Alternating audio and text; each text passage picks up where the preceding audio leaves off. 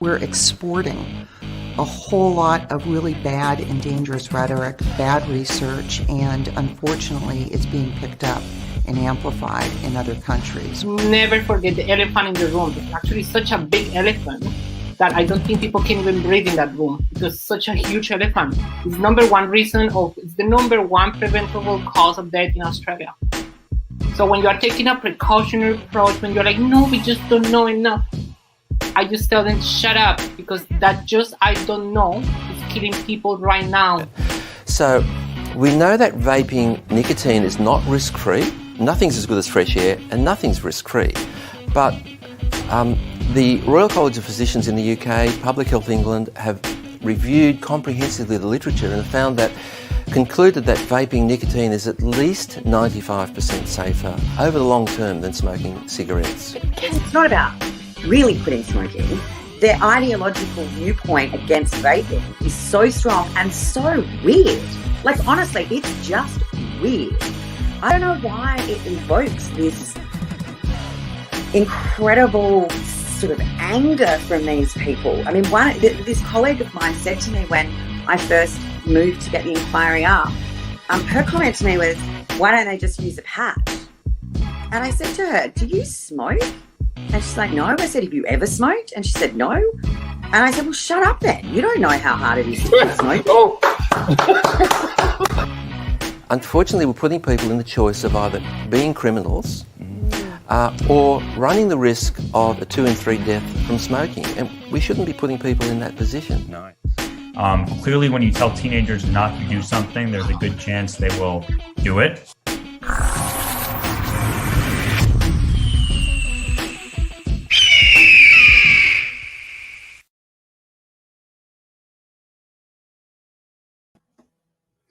Well, that kind of came up as a surprise, but hello and welcome. We've got a Friday night show that's really going to be interesting. I mean, we've done everything possible to bring you some of the best guests that we can find. We've had PhD doctors, medical doctors. We had a senator from Australia. We've had policymakers and policy, advisors.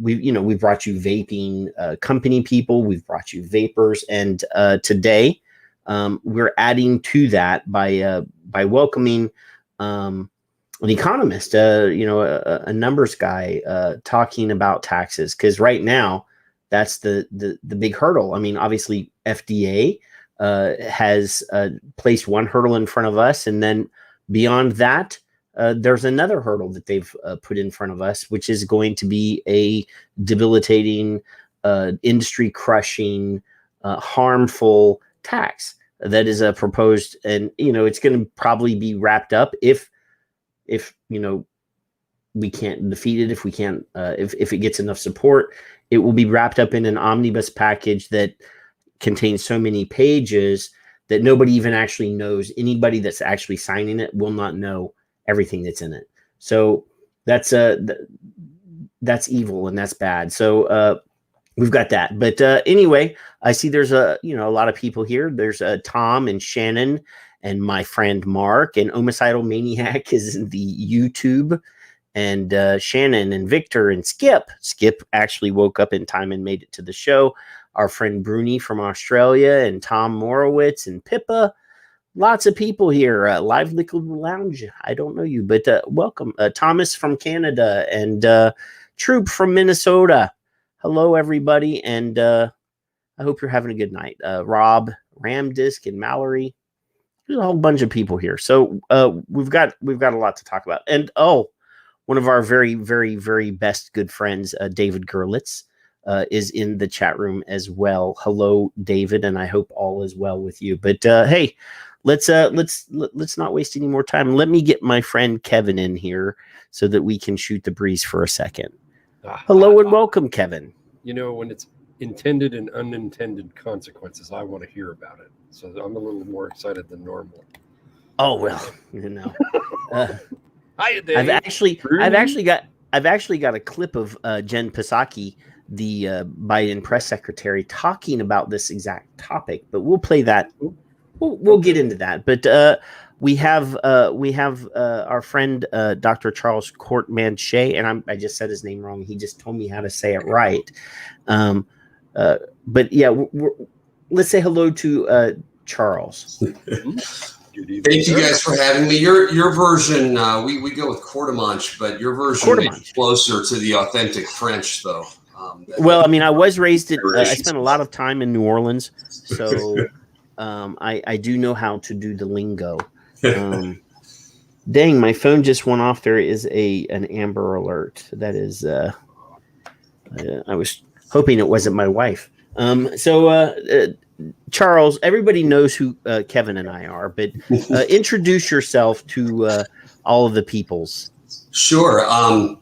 Nice to meet everyone. So I am I'm an associate professor of economics at the University of Kentucky. So I'm in the economics department in the business school there. I'm also the director of the Institute for the Study of Free Enterprise there. So I've been in got my PhD in 2008. Been in research economist since then. And what exactly is the Institute for Free Enterprise?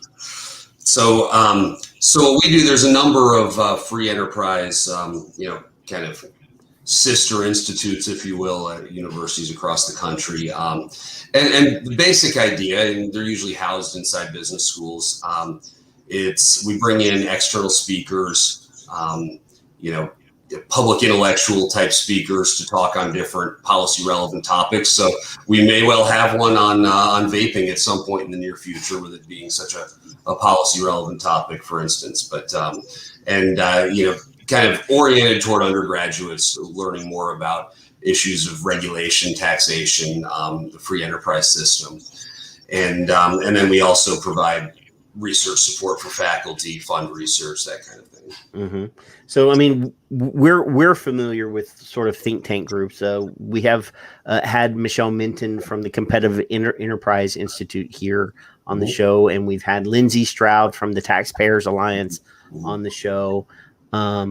We have friends that have been with Heartland, the Heartland Institute, that are sort of in our area. I mean, there's a lot of overlap in vaping representation with drug policy, but also with the sin things. So, marijuana legalization, gambling, alcohol. We have there's a lot of overlap, and the people that we know that are with those organizations sort of kind of get wrapped up into all of the sins. I guess that's one of those things. And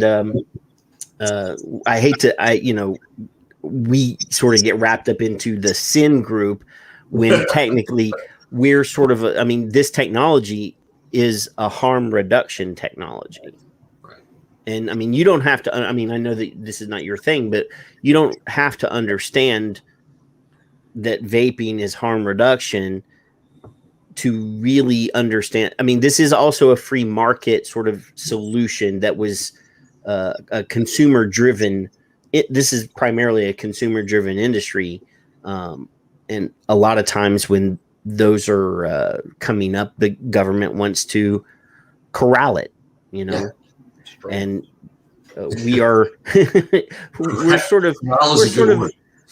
of against government intervention, So yeah, so I'm my specialty is health economics, and so that's actually, it's interesting you described it that way with the sin goods, as we call them, but that's my specialty. My primary specialty within health economics is studying the economics of risky health behaviors as well. So for example, Bloomberg, when he was the mayor or governor of New York, he wanted to put through a sugar tax to punish people for their choices.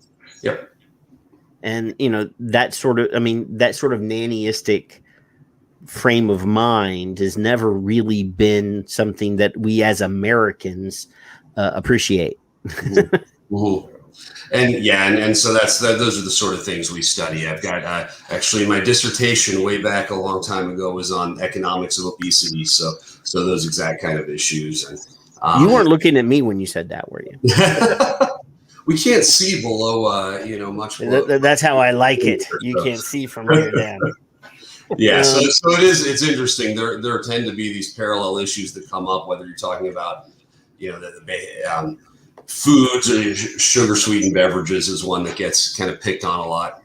Caffeine. And so it tends to be the same sort of policy discussions, taxes, restrictions, bans, the same sort of kind of blunt instruments that come up over and over again. It tends to lack nuance. Behavior modeling or, social engineering, those are, those, anytime you try to punish somebody for their choices, never works out well, in my opinion. I mean, never works out. But unintended consequences are, a lot of times things start off well-intentioned, right? But economists tend to spend a lot of time thinking about unintended consequences of well-intentioned policies and so on. But it's, there can be a lack of nuance and this particular debate is a great example and where the framing, the framing tends to be, as everyone who's on here would be familiar with, that, well, when you're talking about policies related to vaping, it's, well, on one hand, it's probably beneficial to adult smokers, gives them right. And so then on the other hand, you worry about teens and youth. And so it's framed with this kind of blunt, like, well, do the benefits for adults outweigh the costs for kids? And it's this very blunt, like, we have to add those up together and come up with a yes or no answer. And then we just throw a tax on it, or just get rid of, the vast majority of products through a really arbitrary and rush regulatory decision. And so it's sort of this blunt instrument, and it's like we have enough smart people. We should be able to come up with something a little more like, how do we retain the benefits, on the adult side while doing things to discourage teen use and to tighten up some of the, age restrictions to make. I mean, you can have more nuanced policies.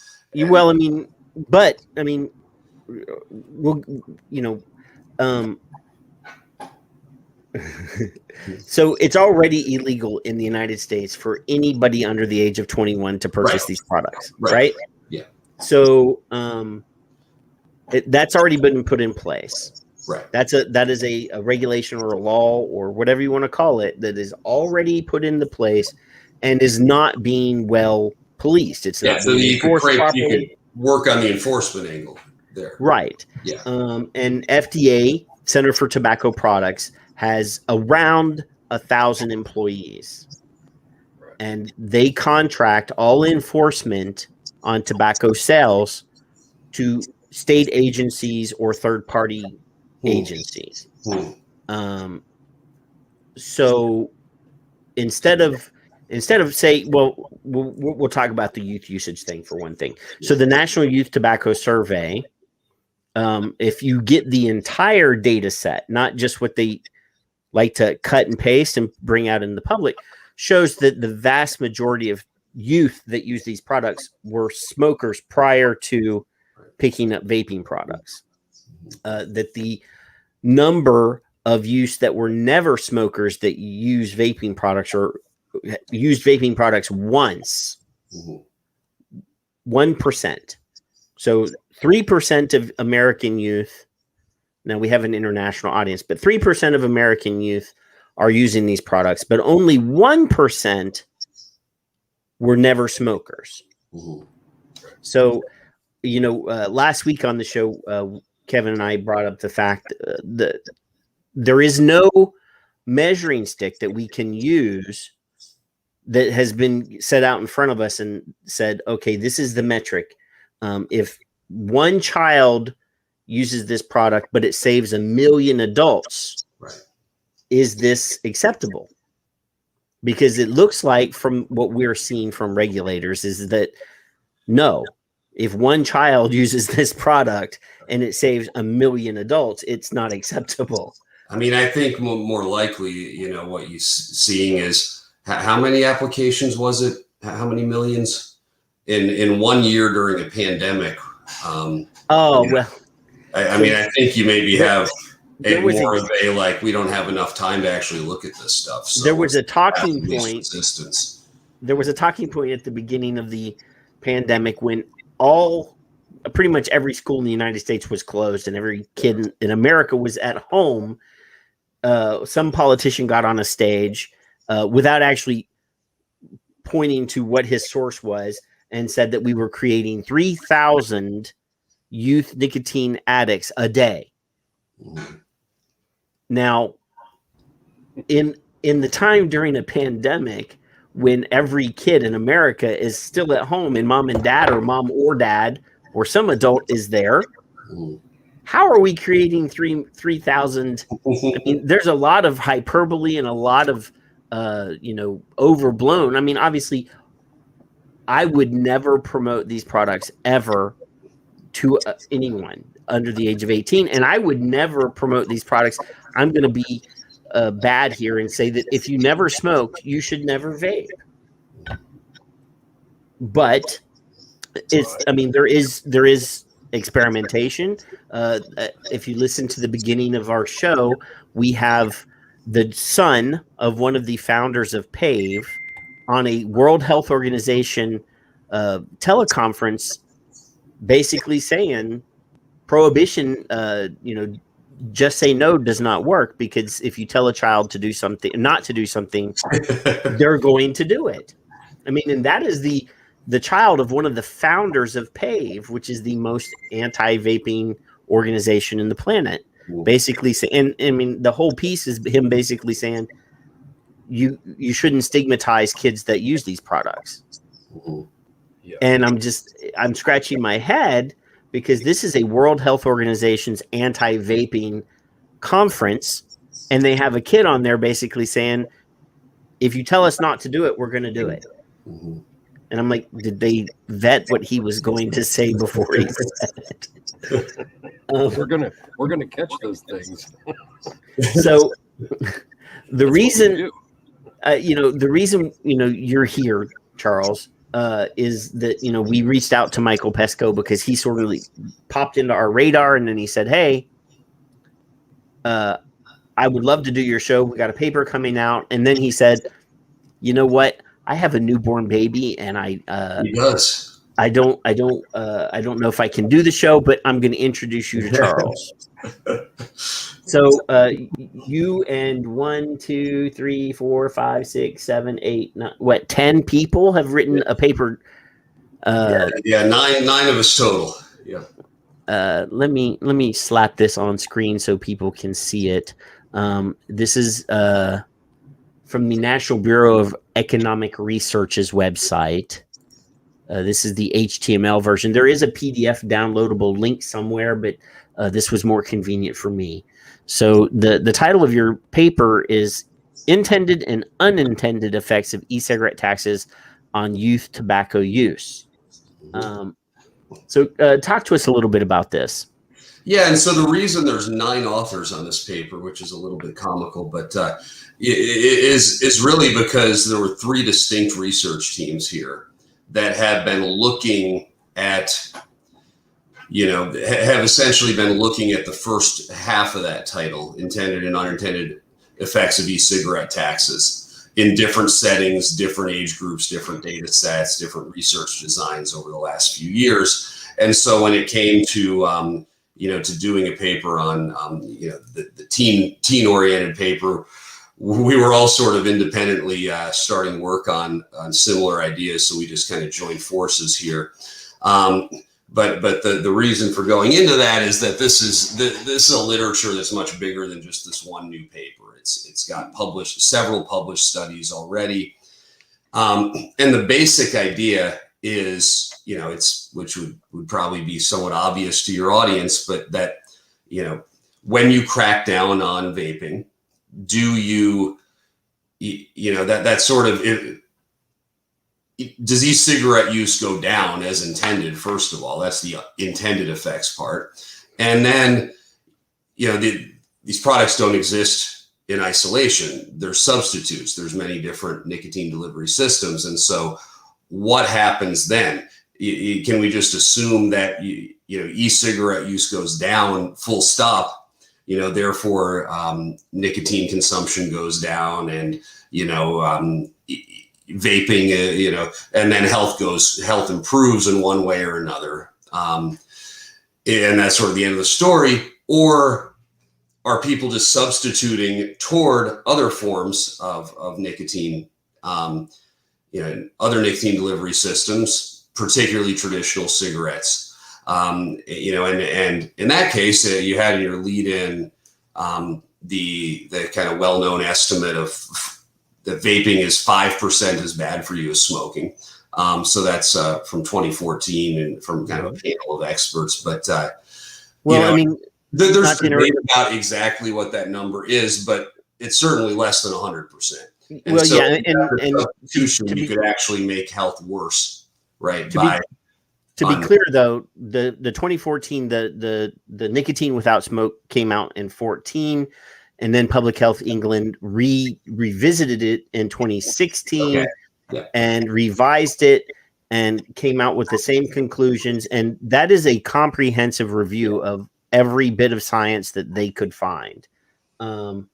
It's the best one that's there. We have it cited here in our introduction. Right. I would just highlight there's uncertainty. It's not like we've nailed down that it's on the nose 5%. But, still, if we're talking 5, let's call it 15. I mean, it's still a big, big difference. Well, so, the question being, if you have this substitution and you end up driving people from e-cigarettes to traditional cigarettes, potentially health could actually be worsened by these policies. Oh, yeah. No, I mean, the way I like to describe it is the difference between jumping out of a 4-story building to the sidewalk and, jumping out of the 1st-story window. Yeah. I mean, nobody, and I even have in the clip, we had Dr. Colin Mendelsohn on the show 2 weeks ago, and there's a clip of him basically saying, nothing is safer than breathing regular air. Sure. And I think everybody in here is aware of the fact that there is a risk profile to this product that is not completely clean. As there is with a whole lot of stuff that's not under purview it's a different story, I guess. But essentially, you're going at this from a financial or economic impact. And it's really using our statistical apparatus to try to get at causal effects and distinguish correlation from causality, because that's something we're kind of extensively trained in, how to tease out causality without a randomized trial, essentially. Those are words that Kevin likes. He likes causality and causation. He verbs. Kevin is our Twitter genius. Kevin has been actually cited in multiple academic studies as a bot. Exactly. They have named him as a non-human. That he couldn't possibly be a human being. That he has to be a piece of software. The simulation is quite good. I mean, his skin tones are pretty spot on there. For example, we have an example of San Francisco, and I tried to read this, and this is this is over my head, but we do know for a fact that San Francisco banned all flavored tobacco products 2 years ago, and there was an immediate uptick in smoking in San Francisco. I'm not a genius. I think I am sometimes, but that to me seems like that would be a pretty good indicator that banning something or taxing something so that people can't buy it leads to substitution, like you said. Yeah.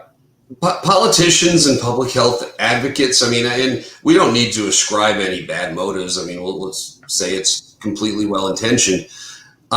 I think they tend to underestimate how savvy the consumer is at finding close substitutes to things that they try to crack down on. And you see this, as I said, I've studied obesity, and you see this. There's evidence even that you tax sugar-sweetened beverages and people find other sugary beverages like that are just as caloric that are not under the tax, and they just substitute that way. I mean, it's really, this whole literature on risky health behaviors and substitution is often this.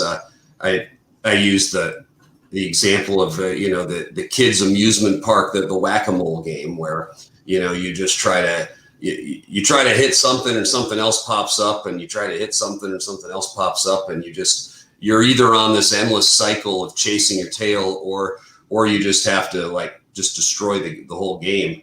You have to just take a hammer to it, and that's sort of the example of regulating or just banning.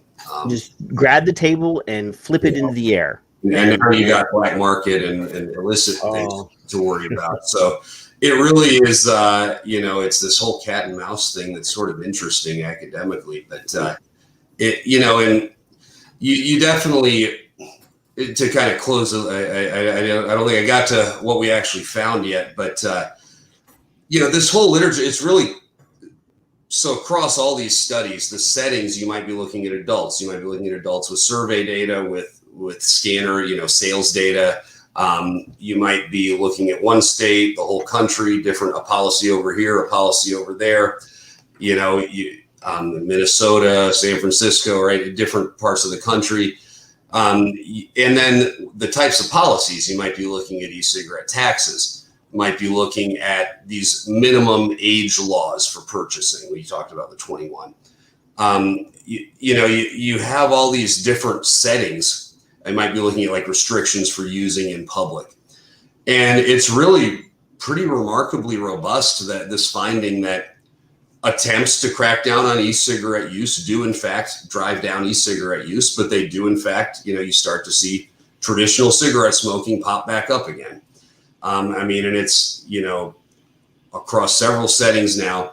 And then in my opinion, the really kind of particularly interesting part of this paper in front of you here is it almost even kind of questions, it goes even further than saying, all right, now there's all this evidence that there's definitely this substitution among adults. So all consistent with the using, e-cigarettes to quit smoking, right? So a lot of these studies are just sort of in that bucket as reinforcing that evidence. But then the narrative is, right, as I said at the top, that you're, good for adults, bad for kids, right? And our present study here, actually, and I'm not saying I love this finding, but the data say what they say. It almost even challenges the bad for kids narrative. And this is now you don't hear me wrong. This is very different than saying go tell your kids to vape, okay, if they've never touched a tobacco product. But in an aggregate population sense, what we're finding is even among teens, e-cigarette taxes are still leading to this it's not a matter of, well, if you just stomp out e-cigarettes, teens wouldn't be using nicotine products. They would have found their way to cigarette smoking, based on our estimates. And so even among teens at a population level, these sort of policies actually seem counterproductive, if you take our results at face value. And so that's really that's a part of the conversation I don't think you ever hear, right? The assumption is that when you're talking adults, they already smoke. So it's kind of, they're either going to keep smoking or switch. But you never hear kind of what we call the counterfactual on kids, that, well, we see them vaping, but what would they be doing if they weren't vaping? And a simple piece of data that, our results are consistent with, but just real simple data, widely known numbers. During the 2010s, the teen smoking rate dropped from about 20% to about 6%, like traditional cigarettes. Mm-hmm. Now, at the start of that decade, the government officials, their most optimistic, if we do everything perfect scenario was to shave that by 3.5 percentage points. Right. And instead we shaved it by 14 percentage points. That's unheard of. So, for such a short time span among teens. So, I mean, what do we think that's, what else happened at that same time, right? That we think was probably driving this.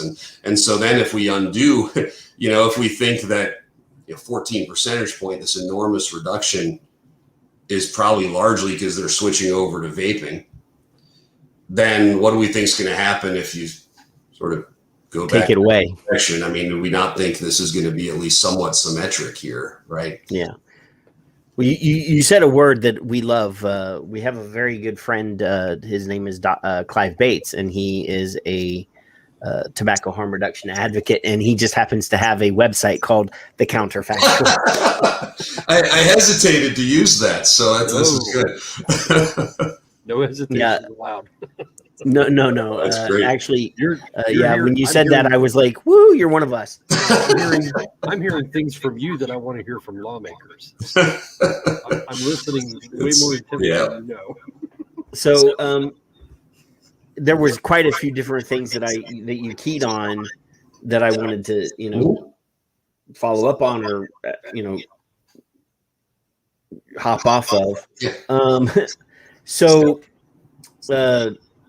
this paragraph that's on the screen here, it says, by documenting both intended and unintended effects of ENDS taxation on youth, this study's findings inform optimal ENDS tax policy. In particular, our results speak directly to the question of whether ENDS accessibility reduces youth combustion tobacco use, which you brought that up. If this intended effect on youth tobacco use is positive and large, and the direct harms of ENDS use are small, then imposing large taxes on ENDS products would or could worsen public health on net. So one of the things that we're sort of, staring down the barrel of is a very crazy tax on nicotine, specifically in like e-liquid. So this bottle here of e-liquid is a 30 milliliter bottle of e-liquid, and it has 12 milligram by volume. So this is 12 milligrams times 30 times 5 cents. So the tax on this would be something like, and I have a chart that I tweeted a while back. It's well, I mean, this is not even the worst part. Hey, there we are right there. I tweeted it out in mass. Hey, there's your picture. I look better in the picture than here in my poorly lit home office, but well, it's all right. We're not judging you on your looks, because if we did that, we would have to look at ourselves in the mirror. Okay, so here's the chart here. So this is a 30 ml bottle of 12 milligram. The tax on this alone would be $20.02. Just the tax. Yeah. Below. Oh, look, he disappeared on us.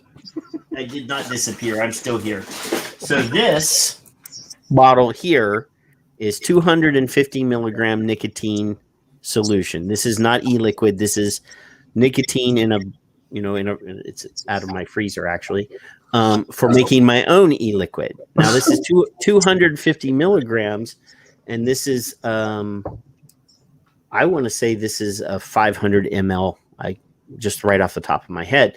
So this would be 500 times 250 times 5 cents. This would be, close to like $600 worth of taxes just on this alone. I'm impressed by your props, by the way. That's well, this is my home office. Right. But these types, this is policy that is not informed by any realistic measure.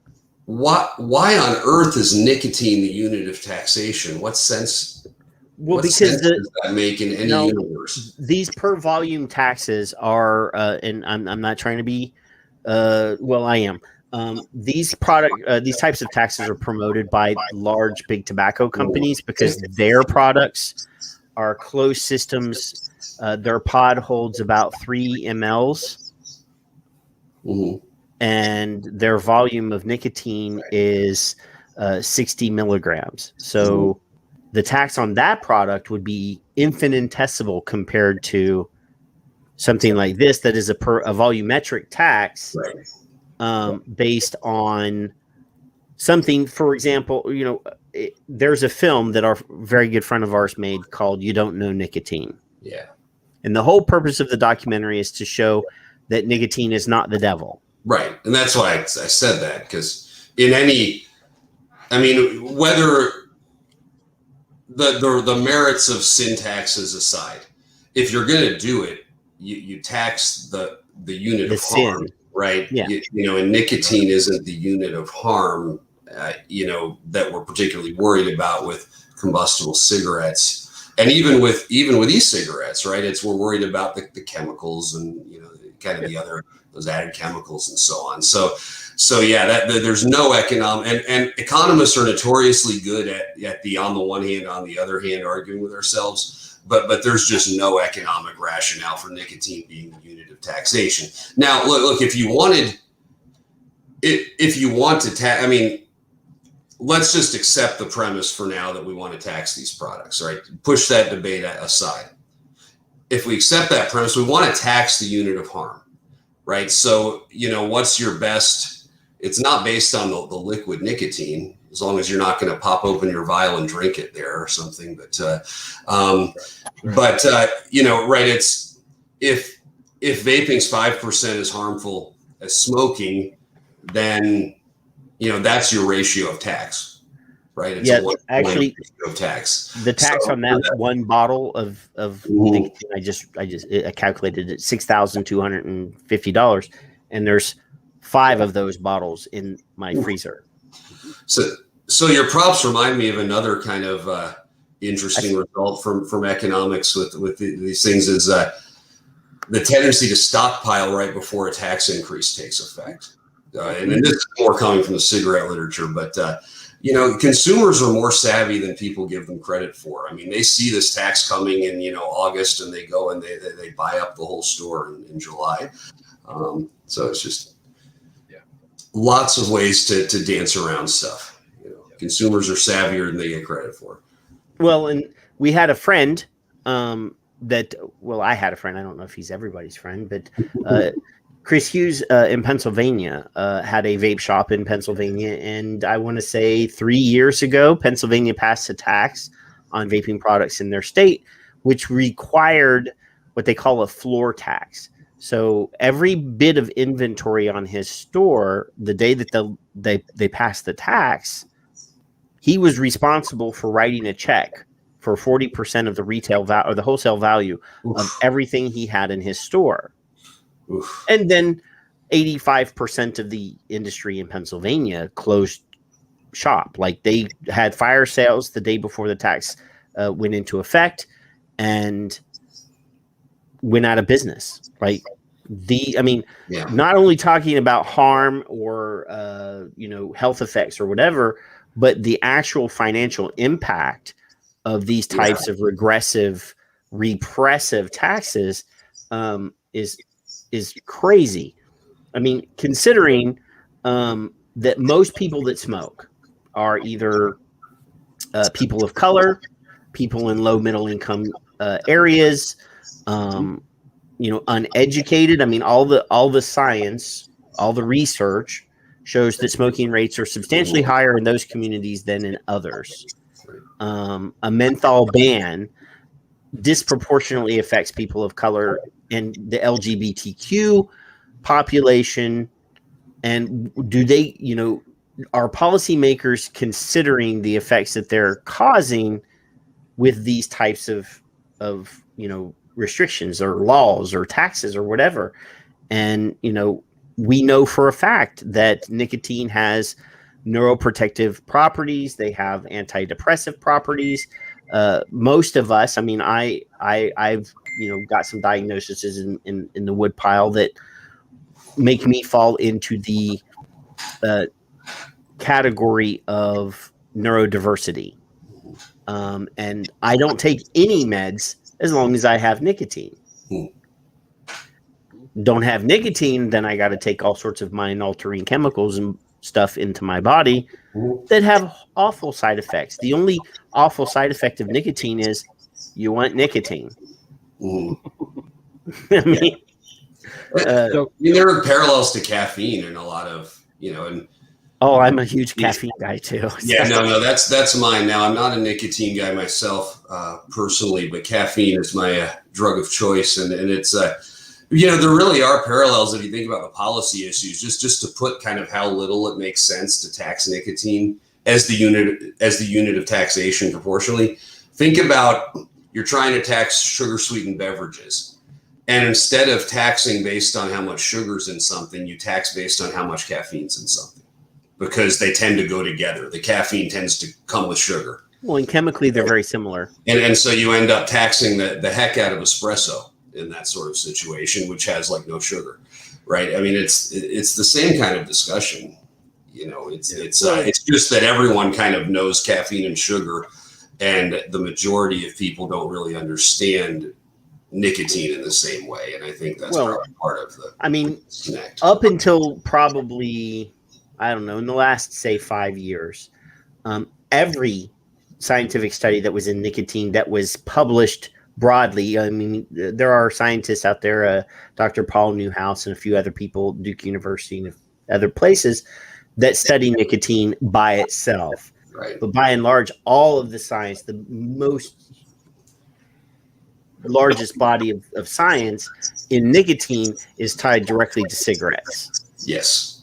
In fact, So the vast majority of public can't, in their mind, separate nicotine from smoking, because everything they've ever seen or read or heard or on TV has been nicotine and smoking together.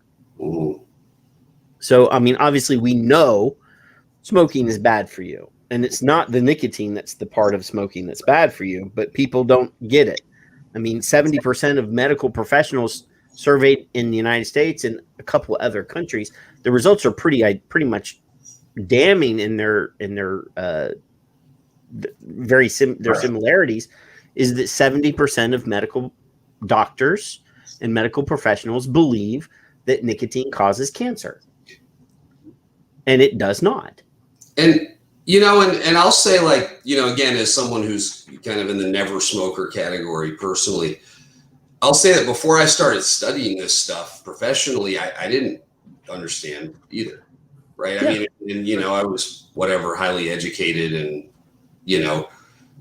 decent critical thinking skills, but it's just not widely known. Right. You see the package. And I think that the typical kind of layperson, non-smoker, non-vapor, maybe doesn't. They're probably like I was. Why would you know the difference? And I wonder if I don't know if that's something in the messaging or what the fix necessarily is there. I think some of why nicotine products get picked on, for lack of a better word, is you have a minority of the population. It's just not, just politically, it's well known and kind of among economists studying this stuff that even as bad as cigarettes, we all know that, right? Mm-hmm. But that the amount of taxation is higher than you would get just by quantifying kind of the external harms, the way economists would think about, right? So whereas in contrast, the taxation on alcohol is kind of lower than the external harms when you factor in driving. Well, obviously the alcohol lobby, the alcohol lobby has done a good job, and plus they've had, the first two products in the United States that actually gave the federal government a profit, that actually took them out of the red, was tobacco and alcohol. Ooh.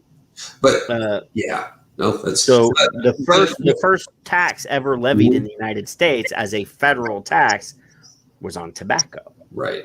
And the second one was on whiskey. So we had a whiskey rebellion somewhere too, but no, this is back in the 1800s. 18, okay. Before that. But, you know, I think even simpler is, well under half of voters use nicotine products, and well over half of voters drink from time to time. So, I mean, if you're a politician and you're thinking of, I mean, look at the current legislation. It's much more I don't know that it's an intentional attempt to like pick on e-cigarettes, but it's this whole big package where we want to pay for a huge amount of stuff.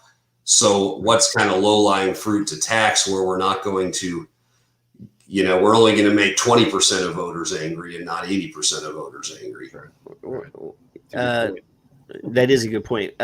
So Skip Murray in the chat room is asking specifically that we talk about some of the math in your paper. Wow. Because she says I'm not a mathematician. So she says, can you have Charles talk a bit more about the paper, how they come up with the projections? I'm not a math or economics person. Neither are Kevin and I. So yeah, I'm happy to. I don't want you to lose all your viewers, but no, they'll stick around. Yeah, I mean, the basic idea though is you have, we're looking at about a decade of data, 2010s. And during that, and we have these large government survey data sets, right? With of teens and kind of the usual data sources, the surveys on teens that have enough data to kind of do something with. And, these surveys have these questions on, have you vaped in the last 30 days? Have you smoked cigarettes in the last 30 days, et cetera? And so that gives you kind of the outcome variable. Then it also has all what we call control variables, income, race, age, all the factors that you would think might, the usual demographics that might predict use. So you kind of adjust for those. And then the main variable of interest is these changes, mostly state level, but also a couple county level, or these introductions of e-cigarette taxes. So what we're doing with the statistical methods is you account for the demographics. You also account, because we have 10 years of data, we can account for county characteristics, state characteristics, right? So it's not something where, people who live in red states might maybe be more likely to use a certain product and less likely to have a tax. Well, because we can adjust for that.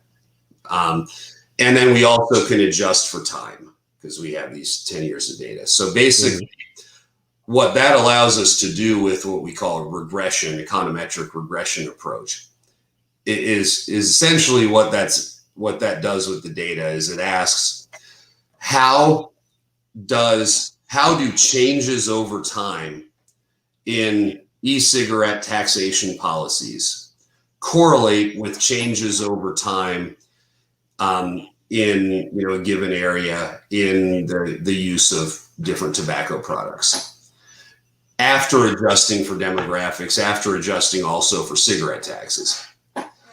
So it's essentially when, think of it this way, that, two counties, let's say Cook County is the one that had the tax, such as Chicago, and let's take another, grab Detroit since it's nearby, Wayne County, just as an example. Let's say that, two counties maybe look roughly equal or similar in a lot of ways. Cook County puts in a big tax, Wayne County doesn't. And let's see what happens after that to the use of different products in those two areas. And if we adjust out enough other stuff, we can be reasonably confident it's due to the tax, right? And then it's doing that, but for the whole country. So it's that setup, but then much broader and bigger. So that's the basic idea. And so then the question becomes, are we accounting basically for enough stuff to claim causality? And so then there's a good chunk of the paper that's devoted to, well, here's all the things you might be concerned about, and here are specific ways we can kind of rule those out. So I kind of describe this kind of work as if you're doing a randomized trial, randomized controlled trial, I call that like you're a prosecutor with DNA evidence. Mm-hmm. Right? You can have a short case, and you maybe don't need a ton of prosecutorial skill. Even you've got the DNA evidence. This is what it is, right? What econometricians like me do is like us on this paper is we basically are prosecuting circumstantial cases, right? So we're kind of trying to lay out all the objections people might have and trying to kind of go at them one by one. So there's an art to it as well as a science, but these are kind of the best available methods and tools that we have at the moment, short of literally randomizing counties to tax rates. And then that gives us the estimates, and then we can do some simulations once we have those numbers. So one in particular that really, to tie it back to the discussion of, the tax increases on the table right now, right, which functionally are about twice as large, because cigarettes federal tax about $1 and e-cigarettes none, so doubling to $2. It's basically a twice as large increase on e-cigarettes as it would be for traditional cigarettes, right? If we're going to normalize everything at 2. So once we have our regression estimates, we can do simulations. We can say, well, let's hypothetically say there's a policy change that doubles the cigarette tax rate, and then has a twice as big increase in the e-cigarette tax rate, and we can kind of simulate that. And what we find based on that is that and of course it's not an exact science, right? But just it's a rough estimate, because you want to know, well, how big is the substitution? If it's just a tiny bit of substitution, maybe it's kind of negligible. But kind of the punchline out of that simulation being, for every 3 teens who you would get through that policy to not vape, 2 of them would smoke instead. Mm-hmm. So you end up with this sort of loose calculation of, well, are the harms from vaping 2/3 or more of the harms of smoking? Because if they're not, then that sort of implies this is a public health negative. Now there's assumptions in there, right? So you don't ever want to take this to the bank as an exact number, but that just gives, we're not talking about trivial substitution. We're talking about, 2 on 3. Mm-hmm. There was actually a paragraph. There's actually a paragraph that kind of got my dander up in here, and I wanted to, I got to re-find it. I lost it. I like that you put the text of the paper right up in front of us, so we can remember what we wrote. Yeah, there's actually a paragraph in here that refers directly to the EVALI nonsense, which again, it's an actual thing that happened, but it had nothing to do with nicotine vaping products at all. Right. I saw that and I'm like, hey, that's who wrote that paragraph, because I need to talk to them. The rest of the paragraph explains that it's not, see, this is anticipating, because NBER is a repository. It's great visibility. It's a repository for working papers, so they're not peer reviewed yet. Right. Although there's 9 of us, so you can imagine the internal peer review we had with 9 of us yelling at each other, on emails. But we joke, who's going to peer review this? All the peer reviewers are authors. Actually, I know some people that can do this. Actually, I know some PhDs that can do this. No, there's it's so you're sort of anticipating that reviewers or readers are going to be like, but what about EVALI? Right. And kind of raise that as an objection. So you feel a need to preempt a little bit. Yeah. It was, it was in here, and it sort of was it was kind of vague. Okay. Kind of vague. So it's right. Ideal. It was in a numbered section. Now, with 9 authors, it's really easy to blame someone else, of course. I'll blame Mike, since he's probably. No, we like Mike. We read his PowerPoint, and we like Mike. Page 21.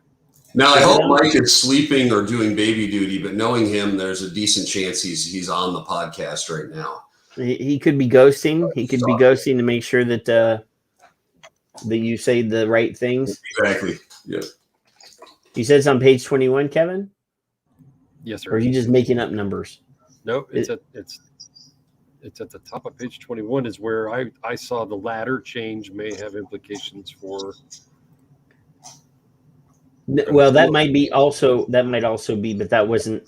I mean, I'll find it's no big deal. But yeah, I mean, it clearly. I mean, obviously, this is more of a chemistry thing, but the vitamin E acetate that was used, the liquid for vaping for nicotine is water soluble. Mm-hmm. So the thing that most people don't really understand is that vitamin E acetate is an oil and it does not mix with water soluble things. Right. So yeah, I mean, obviously the people that are on TV, the talking heads that are bringing up E-Valley all the time, even to today, even though the CDC has put it on their website in very small words or small letters so you can't see it, it doesn't stand out, is the fact that, yes, they admitted it, but they don't want to go out and do a big PR thing and say, hey, oh, by the way, we were wrong. It wasn't vaping nicotine. It was illicit THC products. And the thing that a lot of people don't understand is even in states that have legal THC products, there are still huge, massive illicit markets in those areas because of the taxes. Colorado and California have huge illicit markets for these THC products because the sellers don't want to pay the taxes. So that's actually, I found the text. That's exactly the point we're making here. I don't know if it didn't come. It's sourcing results suggest that ends taxes shift youth toward informal end sources. This change may have implications for health outcomes as observed during the 2019, et cetera, when off-market vaping products containing vitamin E and cannabis led to a rash of illnesses and deaths. So that's the point being made, that if you're driving things toward illicit markets, that you're more vulnerable to this sort of thing happening. And that's the point. The fact of the matter is, I don't know if Charles, how familiar you are with the vaping industry, but a lot of the people that are in the vaping industry aren't angels. A lot of people that are in the industry are in treatment that found a way to improve their lives by being respectable business people. But they sure as hell know how to navigate an illicit market if they have to. Yeah. And that's the thing is, those of us that use these products, we like to make the claim, and I'm sure if you've been on social media, you'll see vaping saved my life or these things.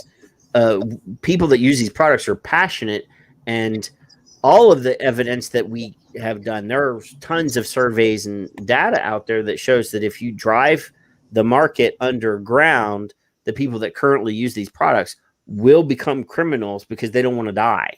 Right. And vast majority of the studies and the surveys that have been done, one of the questions is inevitably if they ban or, make the product that you like illegal, what will you do? And it's either go back to smoking or go to the black market. Yeah.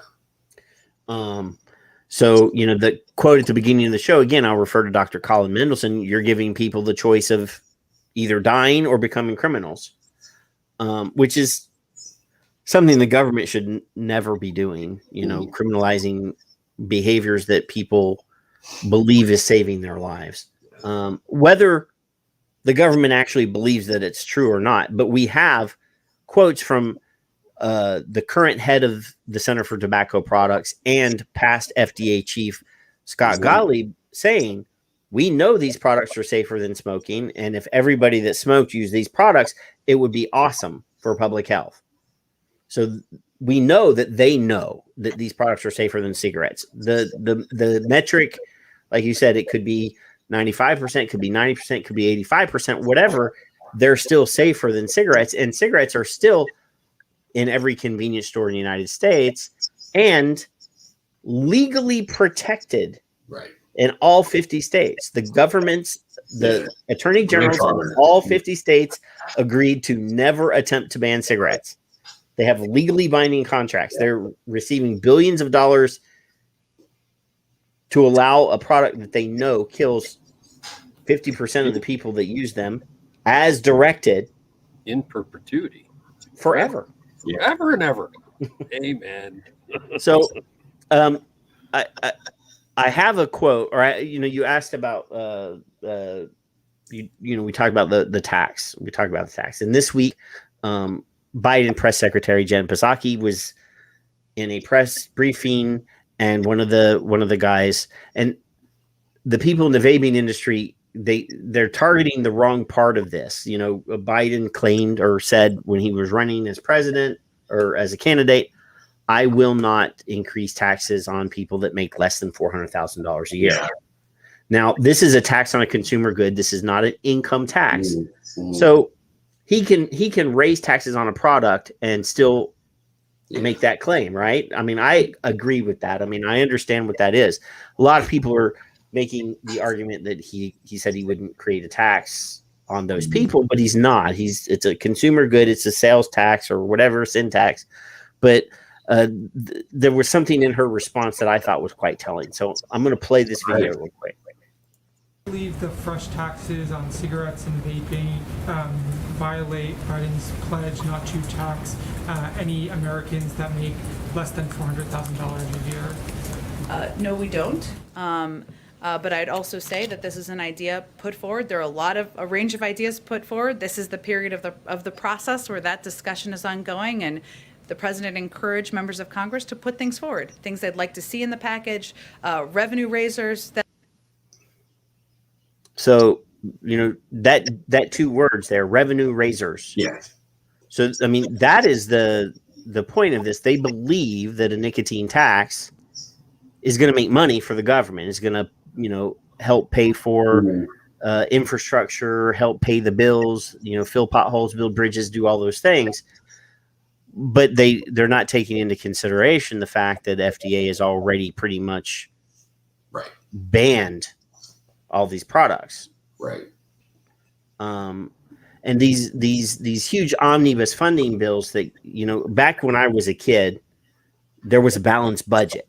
They didn't do these massive omnibus bills until like the late 80s, early 90s. Prior to that, every year they had a budget, and they were able to do a balanced budget, or not a balanced budget, but at least a budget bill that wasn't 5,000 pages. So, obviously when you have a piece of legislation that's 5,000 pages long, and a lot, and this is not me going off on a huge libertarian tangent here, but there's no possible way any bill, whether it's a tax bill, whether it's any sort of legislation that's 5,000 pages, that anybody that's voting yay or nay on that bill actually knows what's in that bill. Well, that was a discussion from the ACA way back in 2010, which a good chunk of my research is on as well, which, but that was only 900 pages, I think. 900 pages is bad enough, but I mean, these omnibus bills are literally thousands of pages. And I'm from Texas, and I'm kind of a conservative libertarian sort of guy. And I hate to agree with Ted Cruz. Look at that man when he's talking, you can see the crazy behind his eyes.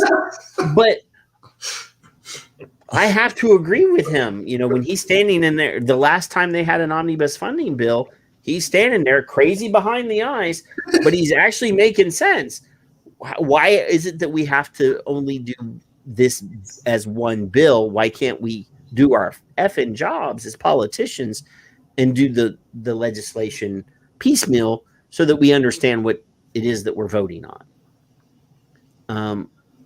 But yeah, I mean, I'm sure as an economics guy, you would understand the impact of huge sweeping government passage of bills that have a lot of financial impact in every sector in the world or in the country, all in one package. Now I'm not a political scientist, guy. So, but is this to get it under reconciliation so you can use procedural sorts of moves that you got to get the numbers to work shake out a certain way on net? So if you break it into all these pieces, some of them.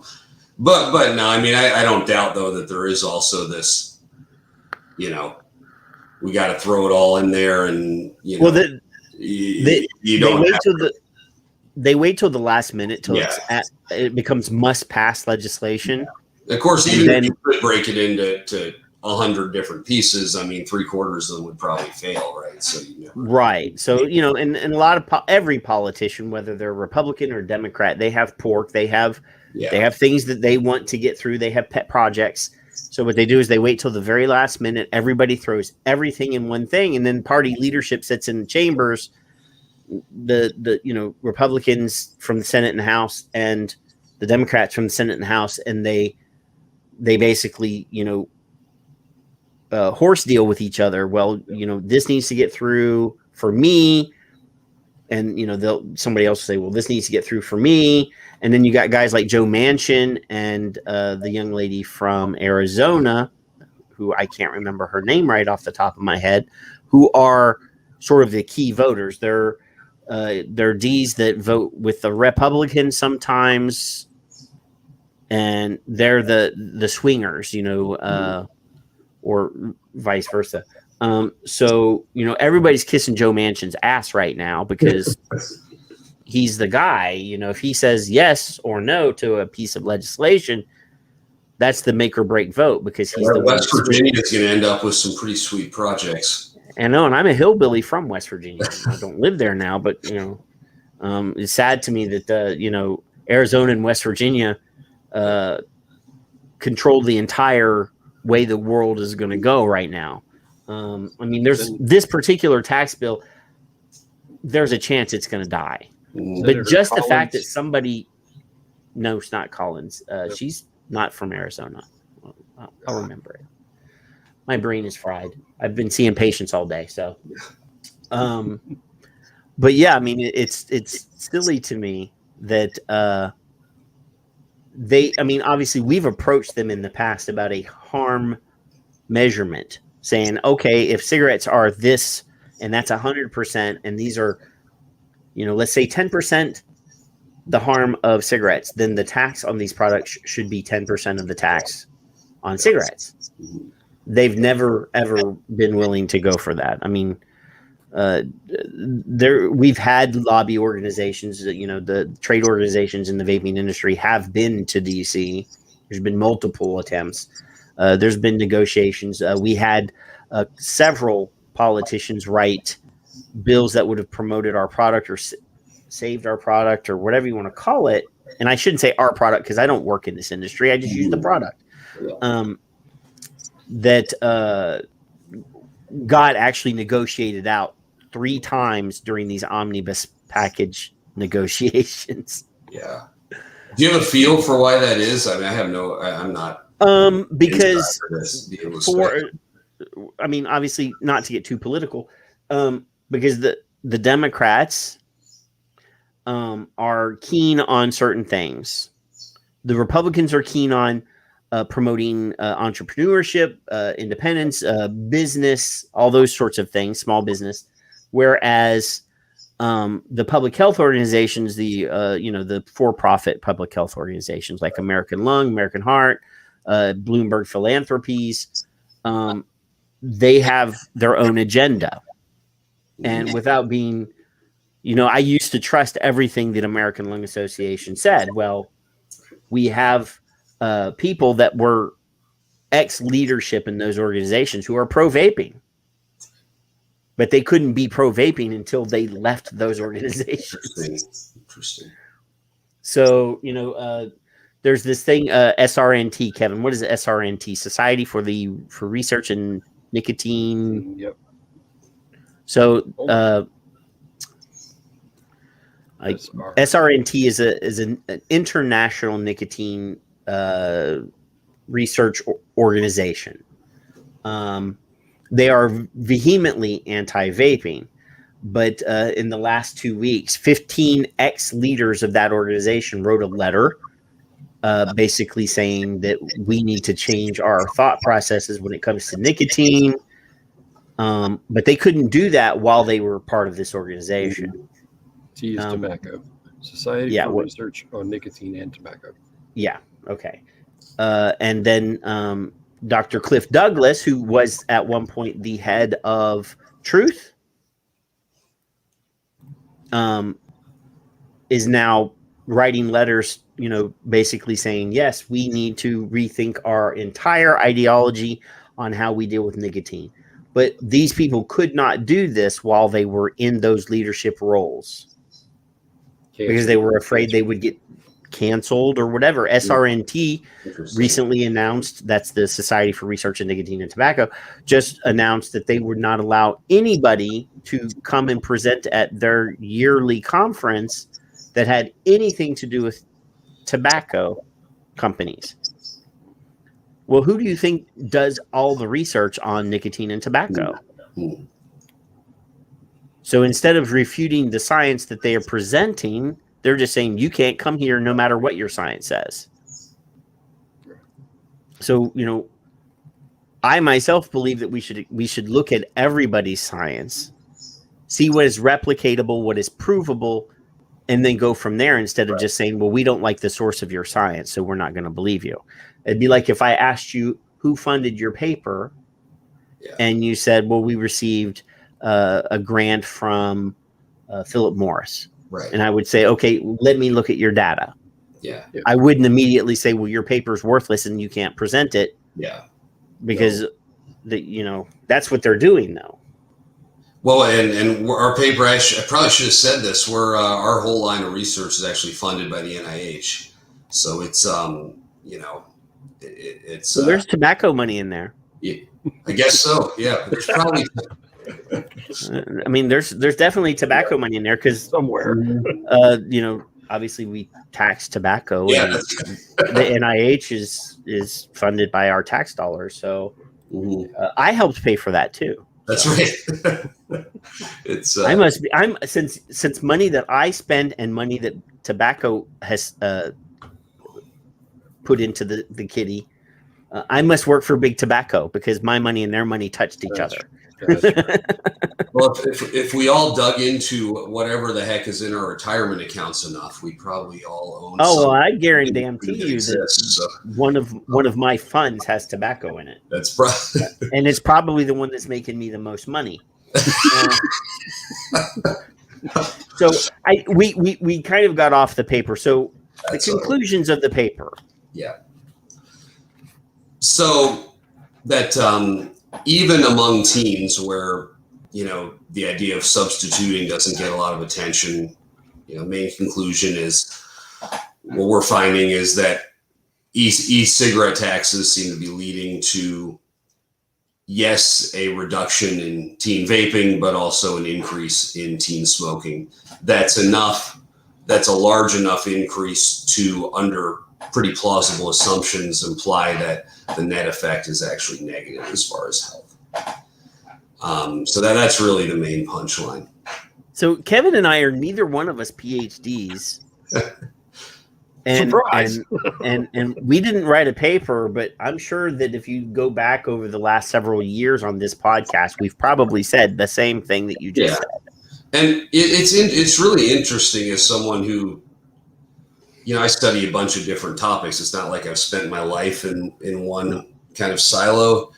It's interesting because these sort of ideas among economists are, we may get a journal rejection that says something along the lines of, well, duh, this is obvious, right? Because these are not like really out there ideas. I mean, it's Econ 101. You know, the price of a substitute goes up, and demand goes up for the other product. The thing that you were substituting. Econ 101.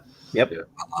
So, and it's always nice to be able to take those ideas to data and find some validation, right? But it's not an advanced idea. It's not something that's particularly controversial in kind of our profession.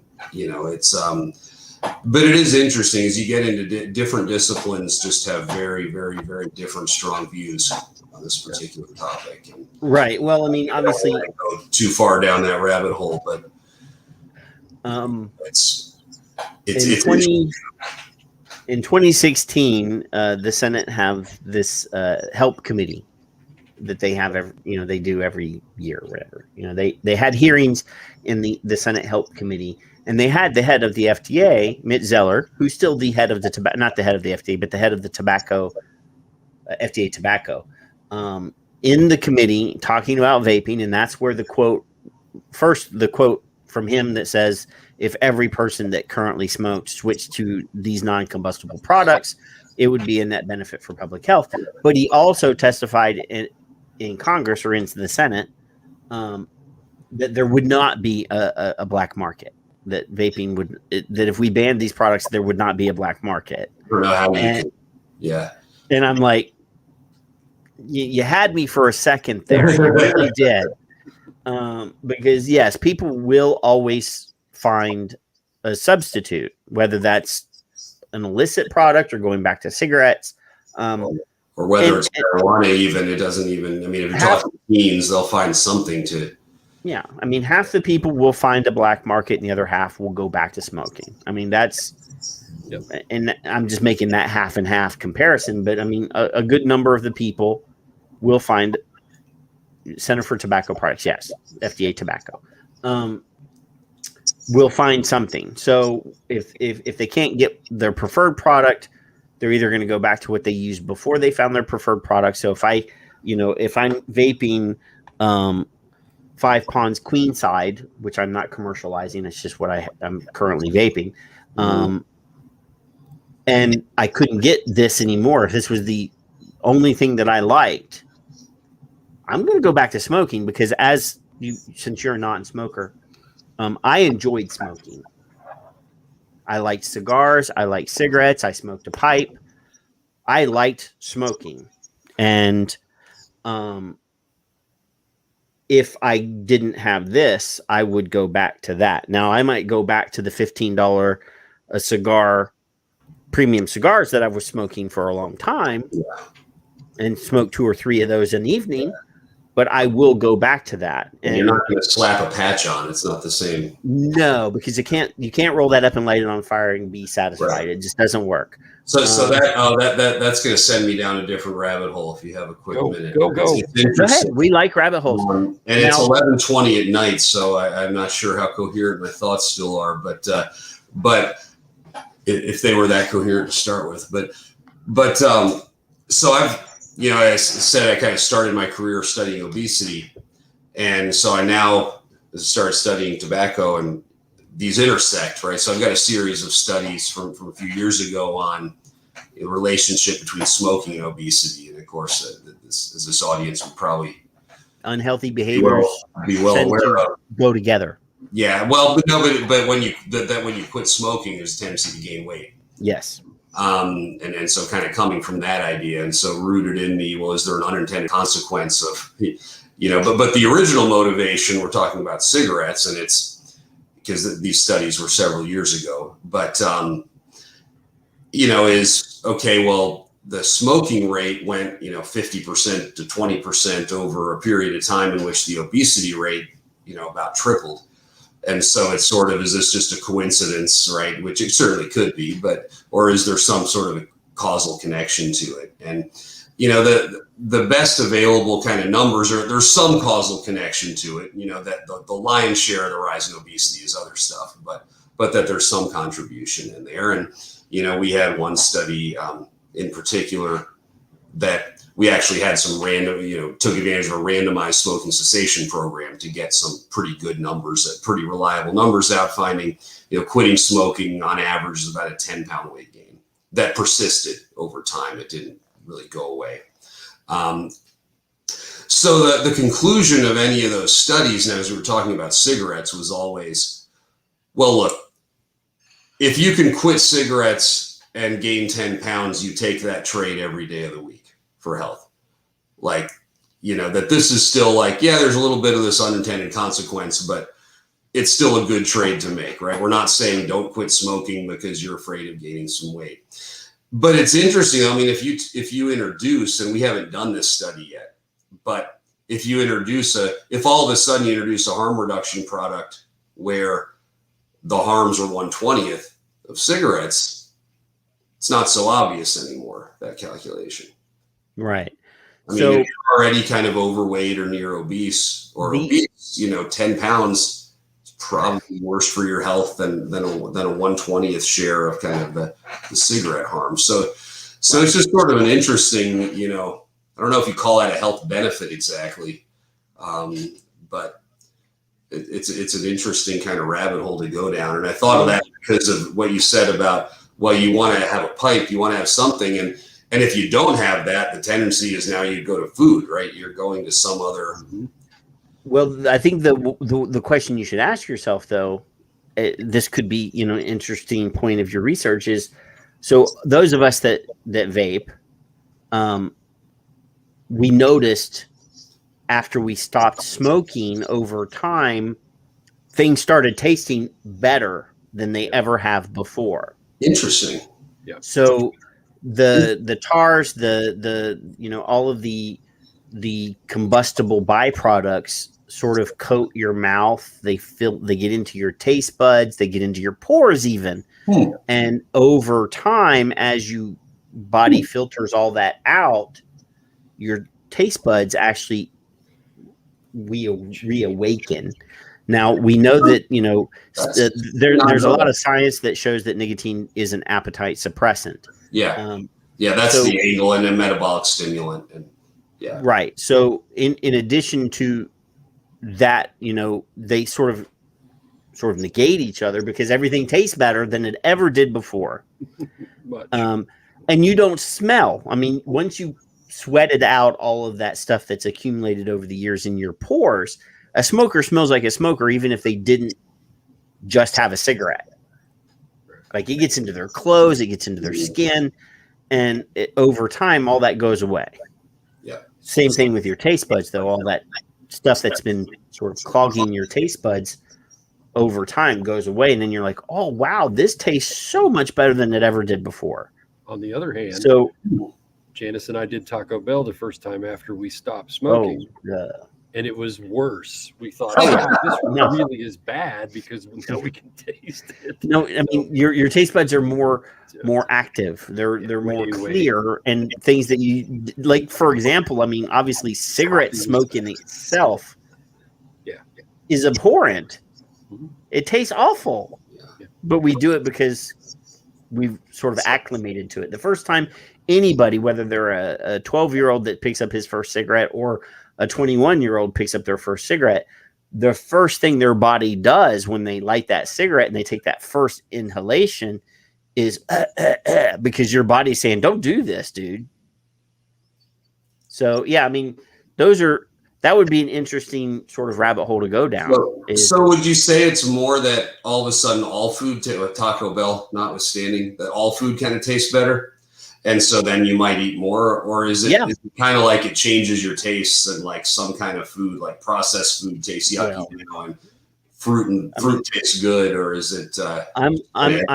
I'm a big guy, but I am also, when I go to the doctor, my doctor is amazed because my labs are spectacular. Ooh. My wife is like 105 pounds.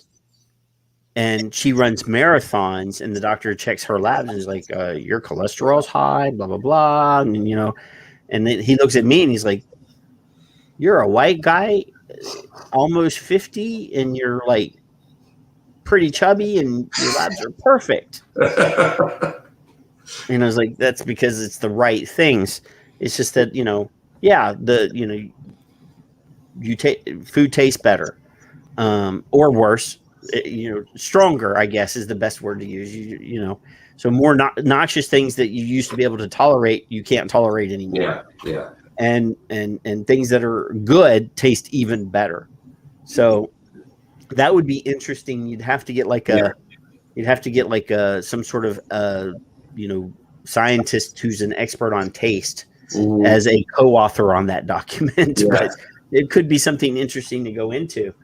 Well, we would call that the marginal utility of food consumption goes up, which would then lead to a prediction that you would eat more, all else equal, and gain some weight. So we have ways of thinking about these things, but I don't know. The anecdotal, experience is valuable for these sort of things. For those of us who don't actually know anything other than numbers and data. But no, it is kind of funny because things that you didn't think were going to be important to you become hugely important to you. So we talk about the hand to mouth. You talked about the hand to mouth a while ago. The ritual aspects of smoking.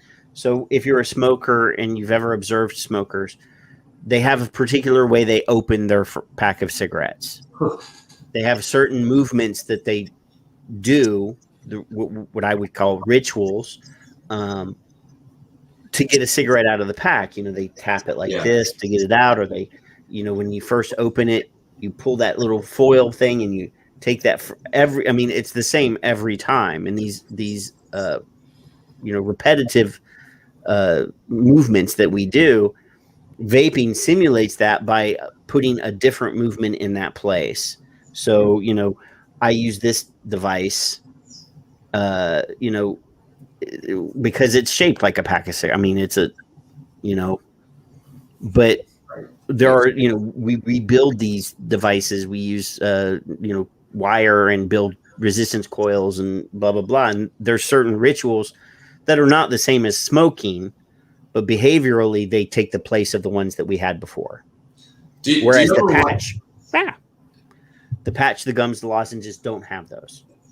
There's something to be said about having people who've actually quit smoking or even still smoke in the room with these sort of conversations. Because, you get this, because you read a lot of like, well, why do we need e-cigarettes? Why can't we just, people can just slap a patch on, or they can just do these other FDA approved, and you get the sense that there's a lot of people who've kind of never actually used these things in the room talking about them. Well, and that's the thing is like, we constantly see, so there's an international consumer group called INCO, INCO, and INCO, their motto for No Tobacco Day is nothing about us without us. Ooh. And they've never engaged with us, the consumers of these products, and very little engagement between the industry and policymakers. Well, you're the sinners, so So I myself, I've been to the state capitol. I've conversed with these politicians. They know who I am. Right. My representatives know who I am because I'm not afraid to have a conversation with them about these products. I speak pretty well, and I don't use curse words when I speak to them. I think we've done pretty good. Kevin and I will go off on a tangent and drop some bad words, but when we have smart people on the show, we don't do that. We try really hard.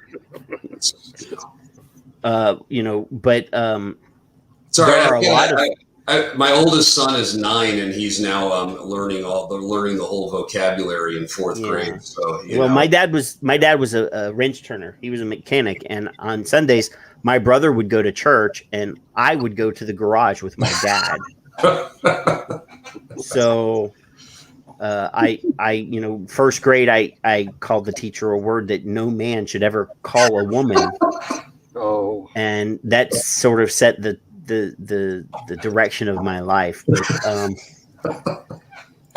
the problem is that there are people that are citizens of this country that are afraid to stand up and be counted and to go speak to their representatives, the people that they voted for, which is sad. But yeah, I mean, anytime that somebody, there may be a study, and we know PhDs and research scientists all over the world. One of our very, very, very most respected people in the vaping world is a doctor named Konstantinos Varsalinos, who's a cardiologist in Greece, and he's done extensive research in vaping. And if he comes out with a study that says, oh, well, this is something that we need to be aware of that could be concerning, right, we accept and understand that there is stuff that we need to understand. This is a product that we are inhaling into our bodies. Right. So we've done everything humanly possible to promote harm reduction by making these products as safe as possible. The counterpoint to that, Patrick, some of the community that Kevin, you're talking too much. Charles, is some people will get mad at him because he's pointing something out that could be potentially bad. So there, even within the groups, there are people that go, well, he's wrong. Well, no, he's not wrong. Because I like that thing that he just said was wrong, that could possibly be bad. No, we want this to be as safe as possible. So if there's research out there that says, hey, if you're using this ingredient, right, it could be more harmful, then we need to do everything possible. So the diacetyl thing, I'm sure you've heard about diacetyl causing popcorn lung. Well, when we found out, when the companies that use these products or manufacture these products found out that there was a concerning harm, the flavoring manufacturers reformulated their flavors to remove that. But here we are 6 years later, and that ingredient has been removed for 6 years, and people are still talking about it. I mean, there's something to be said for free enterprise here, where, I mean, if all of a sudden you start to, if a product is bad, the consumers aren't going to want it, and they'll want it. The market spoke in that case, right? Right. But then there's a thing called cinnamaldehyde, which is a part of cinnamon flavored e-liquids. So like the Red Hot, we found out the dangers of cinnamaldehyde. Dr. Varsalinos released a study, and then there was some backlash because people that liked cinnamon Red Hots got mad. But the flavoring companies figured out a way to make a safer alternative to it. And, but I mean, there were people that were unwilling to accept the fact that their cinnamaldehyde e-liquid might be 85% less harmful than smoking. Right. And that they didn't, but the companies that make the product are like, no, we want it to be as safe as possible. So we're going to fix it. And in the free market world, Charles, when oh goodness, this is wrong, but we're so regulated that we have to reformulate it and reapply to get this approved because it was approved this way. Now we're changing the product, but we can't change the product because we're regulated this way. This is an insanity level of stupidity for the manufacturers. So they're about this FDA process that's free market. I mean, that's so. Well, there's this date. Actually, it seems unprecedented. I don't know. Is there anything like this? Never, because prior to FDA taking authority of cigarettes, of tobacco products, they were regulated by ATF. Right. So the process when it was handed to FDA, they just sort of adopted what was sort of thrown at them, but they're used to regulating pharmaceuticals, which is not the same. So, they didn't really understand the technology, but they wanted to regulate us as medicine. We had to take them to court. It was really crazy. And during that process, this date of 8/8/16 was sort of created, which is the prohibition of creating new product. So nothing that entered the market after 8/8/16 is legal, technically, but the FDA never did any enforcement on that. So, if you followed the rules and you played it fair, you couldn't innovate your product after that date. So, if you had a product that was, say, a device, because this device was created before 8/8/16. And then you found out there was a manufacturing flaw or a design flaw, you couldn't go in and change it. Or even a harmful chemical? to make it safer, or a harmful chemical. Right. You couldn't reformulate.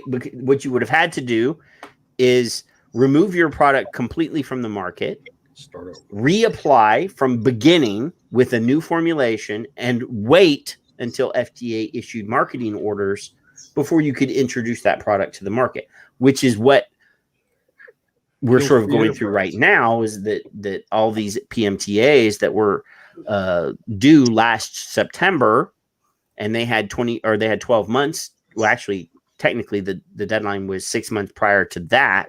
So 18 months technically, because there was an extension granted because of the COVID. One extension granted for the COVID, 6 months.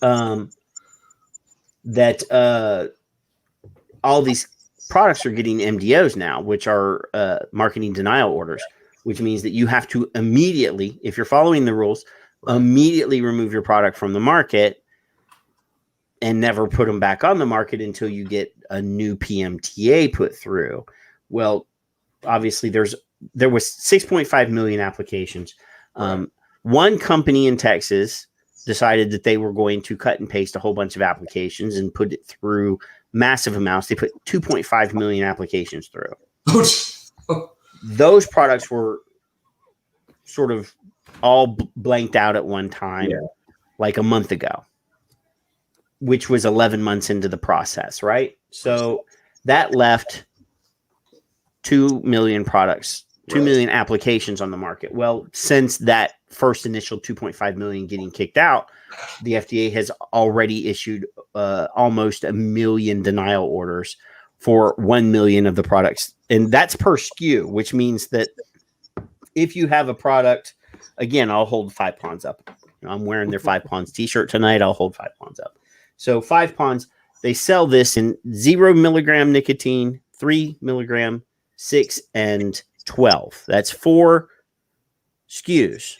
That's 4 applications, 1 application for each nicotine strength.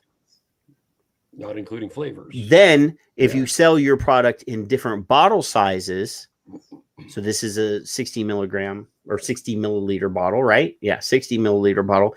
If you're one of those companies that sells a 60 and then you sell it in a big bottle like this, that's 4 applications for this size in each milligram and 4 applications in this size, so forth and so on.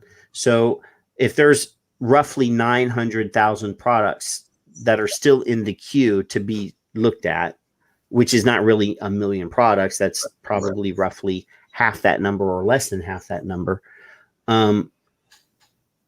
Eventually there's not going to be anything left. Turning Point Branch, which is a fairly nice size. It's Swisher. It's the company that makes Swisher. So they have an e-liquid line. They had $40 million or $400 million in sales last year, and they had money to do good quality PMTAs and good quality science.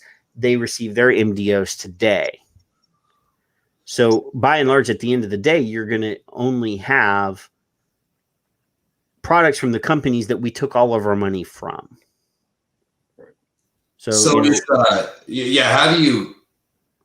What's the crystal ball for the remaining ones here? Well, anything that's not a tobacco flavor is probably not. It has a snowball's chance in hell. I'll actually use a curse word. Included, or menthol is also on the chopping block, because the FDA already has signaled that they're going to force menthol cigarettes off the market. Yeah. Not a single PMTA has been approved of vaping products. Now they've approved about 200 different little things, that combustible things like rolling papers and the IQOS, a couple, snooze over the past couple years, which is an oral, it's a pasteurized tobacco powder product that's from Sweden. Now Sweden doesn't have vaping products, but they have these snus, and they come in hundreds of flavors. They come in all sorts of stuff. And they have the lowest cancer rates in the world. Yeah. So, I think they're doing something right. But Swedish Match, which is the company that got the PMTA in the United States approved for their snus product. Right. I spoke to some people from Swedish Match, over the years, and their PMTA cost something like $100 million, and it was a 20-year process, because every time there was a change of administration, the FDA would send a letter saying, we would like you to submit this science differently. We want you to do it this way, and resubmit it, and so forth and so on. So the PMTA process was never designed to be fast, and it was never designed to be fair. Right. At one point, Secretary Azar promised a streamlined process for medium and small businesses, which was he did it on a radio show. It was never an official statement. Yeah. But the thing is if they had actually created a separate process for small businesses, the big businesses would have just sued the hell out of the FDA. Yeah. Right. Yeah. Yeah. So, that was sort of I'm going to tell you this to sort of, divert your attention away from what we're actually doing. So, that process was never, this whole thing is never meant to be fair, and they never really told us what to look for. So, these companies are, one of the things is that you have to prove that your product is beneficial for the protection of public health. Yeah. Right. Bar that, how many products in a grocery store would meet that standard? Right. And what is the actual metric, and right. So, they're suggesting now that every product had to have product specific data. Right. And okay, so you provide product specific data, yet you don't know what specific angle to provide that. So are you saying compare my product to cigarettes, compare my product to tobacco flavored e-liquids, compare my product to what? And they never provided that. So, they're able to blank check a lot of these. And I said over a year ago on this program, the PMTA was going to ultimately be decided by a software bot. They're going to find one flaw that they can reject all PMTAs with, and do a keyword search, and that's what they're going to use. And that's essentially, from what I can tell, that's exactly what they did, because every one of these MDOs says exactly the same thing. But it's all, with their capacity and the time frame, it's almost like, what else can you do? It's no. That way you can't read those. It's like your omnibus legislation. You can't read this. Well, the original deeming was done in. The original ANPRM, which is the Advanced Notice Proposed Rulemaking on Federal Registration, or registrar.gov, was published in 2014. Yeah. So here we are in 2021, and they kept kicking the can down the curb, and then Scott Gottlieb became the head of the FDA, and he granted an extension without going through the actual rulemaking process, which ultimately gave the public health organizations the grounds to sue FDA and get the deadline changed again. So there's a temptation to see this as evil genius, because it's sort of like, rather than just saying your industry is dead, just raise the bar, raise the cost to have a successful application to the point where nobody can actually do it. There's a temptation to see it as evil genius, but then at the same time, though, so I have another NIH grant to study calorie labeling, the calorie labeling in chain restaurants, and how you now see calories at every calorie counts at every chain restaurant. Mm-hmm. And the backstory on that, it was part of Obamacare in 2010. And it did not actually, because of the Obamacare thing, it was just, it was one of those slipped in on one of those pages. It was just, well, the FDA has to write the rule by this date, et cetera, et cetera. And this did not actually kick in officially until 2017. So there was 7 years of the exact what you're describing with the FDA, where they were like, they didn't do it. And then eventually something clunky came out, and all the industries were like, well, we need clarification on this, on this, on this, on this, and this. And so it's another 6 month and comment period. So I don't know. I mean, so it's also equally possible to me that this is just bureaucratic clunkiness and inefficiency. Evil genius might be generous. But well, I mean, now the evil genius, now this has nothing to do with FDA.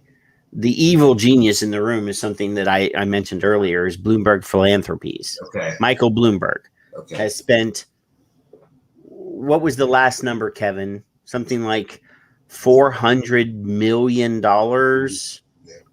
in Bloomberg Philanthropies money across the world, pushing anti-vaping legislation. He's under investigation in the Philippines for unduly coercing the FDA, because they have the FDA in the Philippines too. The FDA in the Philippines, we've you can go to the Bloomberg Philanthropies website and see all. I mean, he's admitting it. This is all the places where I've spent money to get my way. Interestingly, he's also how he got calorie labeling laws. Yeah. I mean, New York City, back when he was mayor. There you go. But he has spent. Hanaj Mitchell is in the chat room. He's actually in Thailand. He's one of the guys in Thailand, and he says it's well over $1 billion. Last episode, we actually looked at the accounts. We actually pulled up the what's the word, the statements where he's spent money, like the tax paperwork from the 1099s, from whatever from Bloomberg, and we're like, holy crap, where's, I mean, there's no way, small independent vaping industry, you remove big tobacco from the conversation, and just look at independent open vapor. There's no way we could compete. No, absolutely no way. So this is so fascinating, just as someone who studies free enterprise, because there are so many things here that are so when we talk about free enterprise with undergraduate students in particular, right, where it's socialism is kind of hot and capitalism is not, it's evil, right? And we really got to make this distinction. It's something I'm always talking about, where there's free market capitalism, where you make a product that people like and are willing to pay you for, and you sort of do well by doing good, right? And then there's crony capitalism, and you try to make this point that, look, we're against the same thing, here. Why do you hate capitalism? And it's, well, I don't like those things either, right? It's kind of that, and this is so interesting to me because free market capitalism would be, you have many buyers and sellers, you have low cost to entry, right? Free entry and exit. And you have many players in the industry innovating and competing over price, competing over health, right? And having a lower risk profile, competing on all these dimensions and that you get progress that way. And there are so many anti-competitive parts to this process. Is my read right that where we're probably heading here is an industry with Juul, basically, and only a few products? Are we creating a monopoly effectively? Not a monopoly, because it'll be Altria, which is Juul. It'll be RJ Reynolds. It'll with the Views. It'll be Enjoy, which Enjoy is an actual not big tobacco. Enjoy's the largest independent vapor company in the world, I think, pretty much. And it'll all be those products that you see at your convenience store. Yeah. So the independent small mom and pop vape shop cannot compete. But this is it feels scandalous, doesn't it? And it's approaching midnight. I might be getting melodramatic. No, it is scandalous to us because we live in this world. This is our thing. But the general public that have no interest, that never, the people that never smoked, right, aren't concerned about this product. The people that currently smoke that haven't really researched it and are just looking at what they see on CNN or on Fox News or whatever, read the newspaper and see that vaping is bad because the headline says vaping is bad. They're not interested in looking. If it can happen to your industry, it can happen to my industry. You know, I mean, once there's this precedent, it's I mean, you could apply the same logic all the way through to literally probably 80% of products in a grocery store if you really wanted to.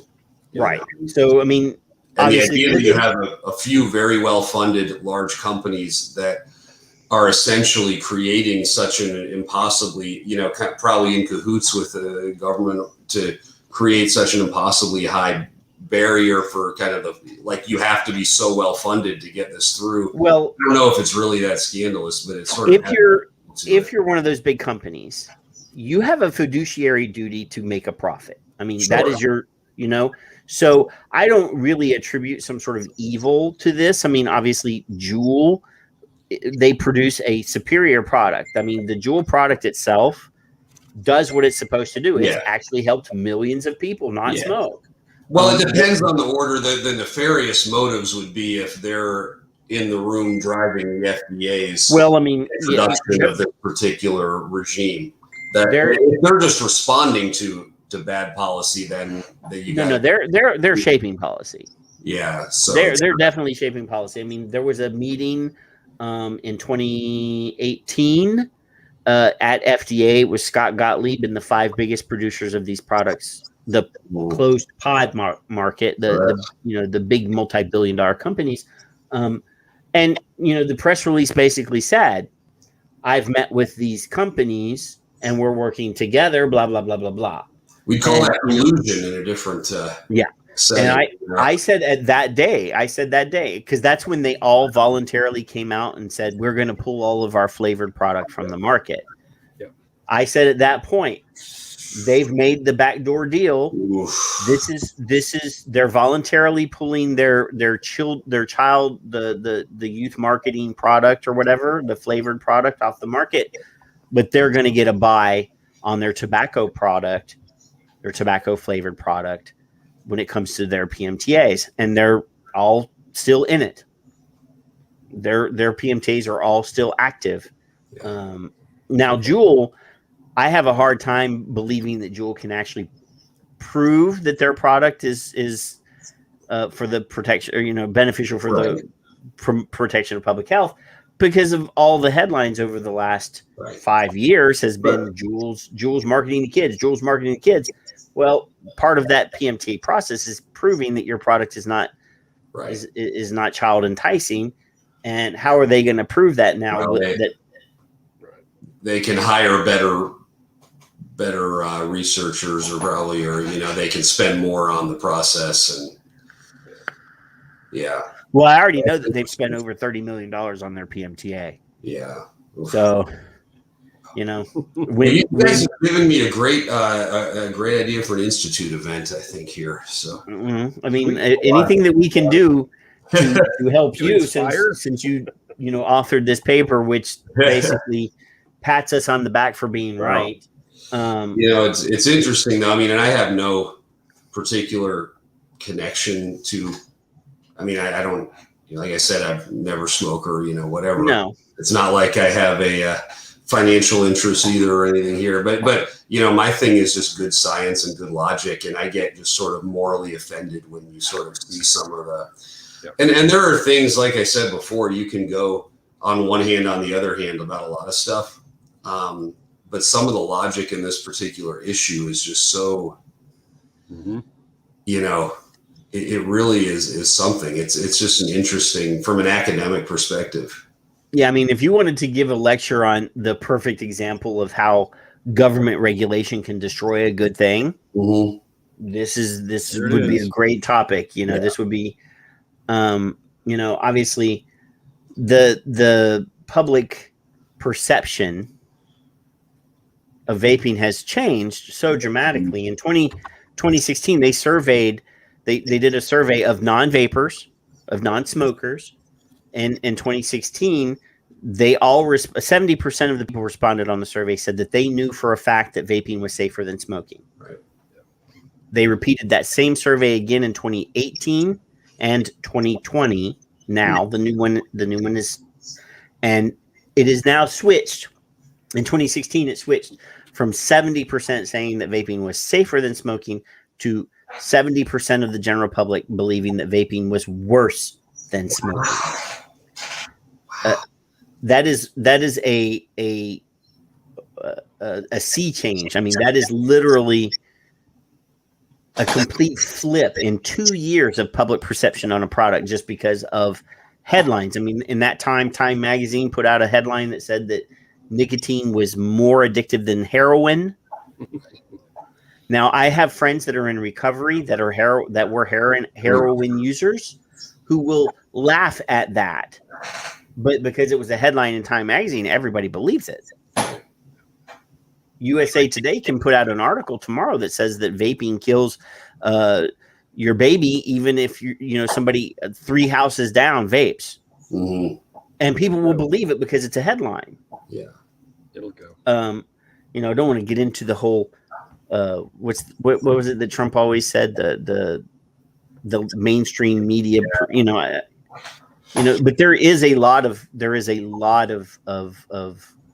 social engineering that's going on just through the usage of headlines. And it's trying to, those sort of headlines sell, of course. And yeah. And one thing you see from kind of my perspective, when you sort of, part of what you try to do is take stats that are, and methods and numbers that are a little bit complicated, and you try to sort of, I've had many, there can be well-intentioned sort of telephone game with statistics. So, for example, research to Twitter, between research and Twitter, with all the stops along the way, sometimes things can really get scrambled. Okay, so for example, the most well-respected tobacco controller in the world, his name is Stanton Glantz, out of the University of California, San Francisco. Yeah. Published a paper about 3-4 years ago, Kevin, now? Yeah. Basically drawing a correlation between vaping and increased risk of heart attack. Yeah. Published a document, put it out in the world. Well, when people actually started scrutinizing it, the vast majority of people that were studied in the survey had their heart attack before they vaped. Oh, it's a correlation. Yeah. It's like years before they vaped. But this is a classic example, though, and I don't want to go after individual people, go down that rabbit hole, but it's a correlation. I mean, if you just compress that data down into one row for one person, it's a correlation. And why? And of course, people who partake in one risky activity probably partake in other risky activities, and you're going to get this correlation of, and heck, it's just, if nothing else, we know that, lower income people tend to disproportionately use tobacco products. So you're going to get a correlation with lots of stuff. That you can say vaping makes you poor. I don't.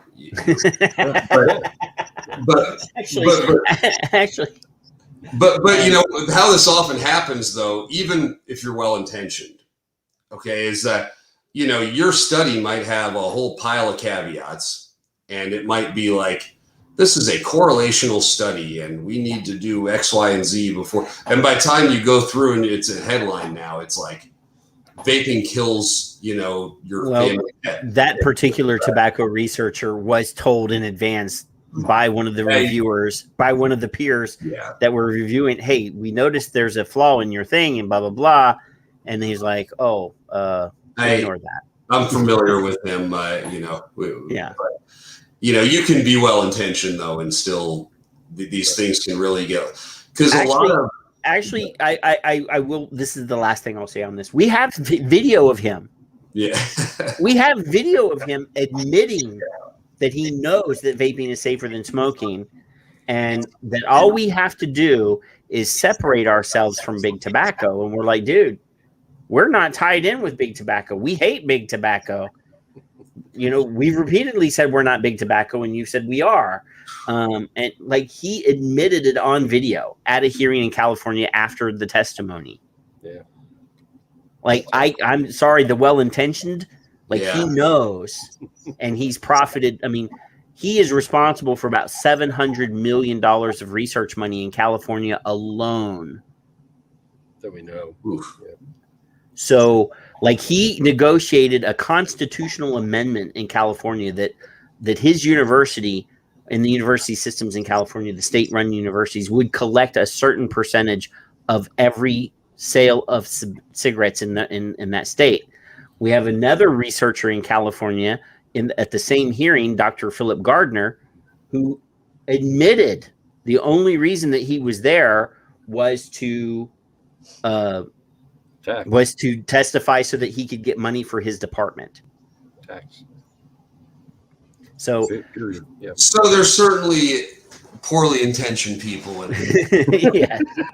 But you can be well intentioned and still have things get screwed. I don't believe anybody at American Lung Association or American Cancer Society go into that going into that. I mean, they're going into that to save people. I totally believe that. I believe that with all of my heart. I think sometimes they may become ideological and blinded, but they're still, I still totally believe that they're there to do what they intend to do. Yeah. And there's people who were around for the fight with big tobacco decades back, and that just colors perception. And I know some of these people in academic circles too, where I think that just sort of colors perception of anything to do with nicotine in a very blunt way that sometimes it's hard to get past. So, you're at risk. Generational. For me, I wasn't around for any of this, but Did you get permission to come and be on my show? Because I don't want you to get in trouble. No.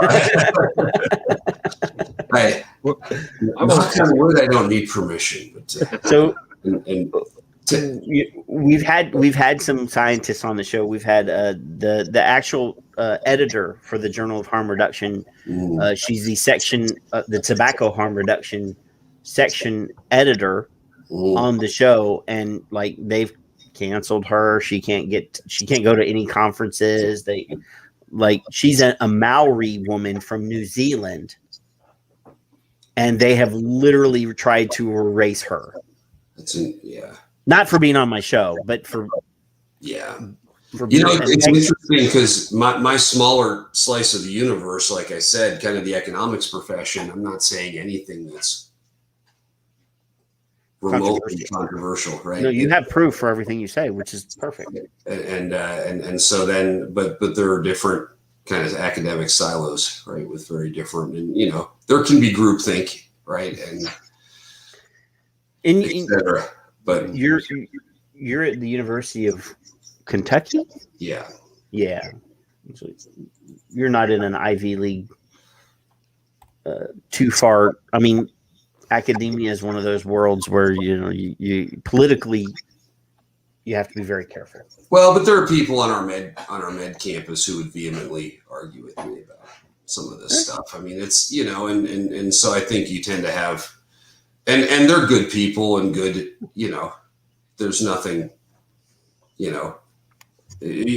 should be a marketplace of ideas, right? Should be, Yes. And we should be able to argue politely with people and be open to changing our mind on things. Discourse is one of those things that I hope never dies, but there's times where discourse is not welcome, But you've been on here for 2 hours and 5 minutes. I was about to say I should probably go ahead and go to bed before I do get myself in trouble.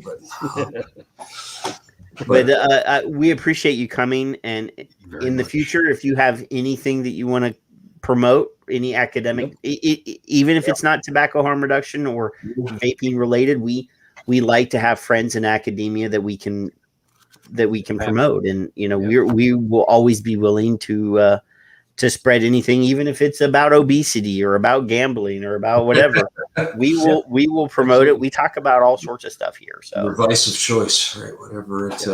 Well, thanks so much. This was really insightful for me too. I learned a lot talking with you guys. We will always. Kevin is an amazing Twitterer and finder of good information. And I used to actually publish a magazine, so I can actually write words.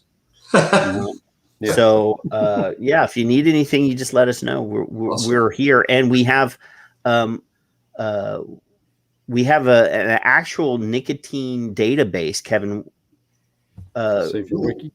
Safer Wiki. So there's a Wikipedia that's specifically on our topics. That is nothing but research. We'll get that to you so that you can look at that if you need that information. Like I said, anytime you want to come back or you have something to promote, we will be here to promote it. Thanks. This was a lot of fun. Yep. Appreciate it. Yeah. Next time though, I'm going to probably bring bourbon. That's I can, with a virtual bourbon tasting. There's a very packed bar right there that's just out of reach. Right behind him. We have been known to have a Woodford Reserve or a Whistle Pig. Have you done the Bourbon Trail though? Yes. You have, yeah. That's our. We got that and horses up here. Yeah. Mm-hmm. There's, if I can get a bottle of Pappy. Before you go, there's a really good documentary on Netflix about bourbon, it's actually about like crimes of the century, and there's one about the big the Pappy controversy where they were, the guys were selling all the barrels of bourbon out of the distilleries. It's really fun if you want to watch that. Oh, and there's another really cool one on mushrooms that you should watch about psilocybin. I'm into the documentaries. Nice. Yep. Very much. It seems like a good note to end on, right? Yes, sir. Thank you for coming, Charles. Yes. Like I said, you're always welcome. Thanks, guys. It was a lot of fun. Appreciate it. Thank you, sir. We're going to talk about taxes now. Yeah, there's a lot of them. Well, I mean, specifically the CASA call to action. My friend Matt Milby actually messaged me earlier. There will be some coordinated efforts in addition to, not in place of the CASA call to action on the tax issue. But I'm going to replay that whole Jen Psaki thing because I didn't finish it. So let's add this back here and play it again. I believe the fresh taxes on cigarettes and vaping violate Biden's pledge not to tax any Americans that make less than $400,000 a year. No, we don't. But I'd also say that this is an idea put forward. There are a range of ideas put forward. This is the period of the process where that discussion is ongoing, and the president encouraged members of Congress to put things forward, things they'd like to see in the package, revenue raisers that they could see in the package. But no, we don't believe that violates our pledge. Why wouldn't that violate it? Well, again, I think our pledge, one, is related to Americans making less than $400,000 a year as their income and their taxable income. Also, I know you're going to ask me probably about our opposition to the vehicle mileage tax. Millions of Americans go to work and drive their cars and go to work, and that would impact millions and millions of Americans. Obviously, public health guidance advises against smoking, so that's not something that we think falls into the same category. But again, it's not an idea the president has proposed, and it's just one that's been proposed among many from members of Congress. Does the White House support that proposal? It's not one we proposed. There are negotiations. They're happening now. I'm not going to negotiate all of the components from here, but it wasn't one that the president proposed in his initial speech or announcement. But he has also encouraged members to come forward with a range of ideas. So she's saying that Biden did not propose this. Mm-hmm. And would not say whether or not he supported it or not. Mm-hmm. Mm-hmm. So, but again, for me, when she said revenue streams or revenue earners, yep, that's a clear indication to me that whoever did introduce this was doing so specifically to drive money into the system. Of course. But they didn't put two and two together and realize that if 99% of the products are gone, no, they're not. Their tax is not going to earn what they think it is, because if it's a volumetric tax, like the way it is per milligram per milliliter, the biggest earners on that are going to be the vaping products. I mean, the chart is here. This is where I stole it from. Who's left? So cigarettes and closed systems, and it's about a $2 per pack or $2 per pod tax. About. Yep. Ish. Which I wanted to ask him if he thought that was a Ponzi scheme, less smoking, more revenue. But well, I mean, he when I brought out that bottle, when I brought out the 500 ml bottle of nicotine and calculated it, Pippa wanted to correct me because I thought it was like $600, but it's not. It's it's like $1,000. Yeah. That's insane. So for those of us that actually were able to, I didn't buy nearly as much nicotine as other people. I bought 1 liter of 250 milligram nicotine, and that's not going to last me. I mean, that'll last me probably 2 years, right? If I'm economical. Yeah. But other people, no way, no fucking how. Mallory's got 15,000 there. I mean, how many mLs are in a fucking liter? I don't know. I'm not a mathematician. It's a milliliter, right? I mean, is it 1,000 liters or is it? Yeah. Oh, and Paul's like saying my 250 milligram nicotine is in a different category. But yeah, so if you're in this, if you're a vapor or somebody in this industry, that's whether you're Nick Orlando, who has vape shops and who is a manufacturer, or if you're Skip Murray or Tom Morowitz, who just use these products to improve their life.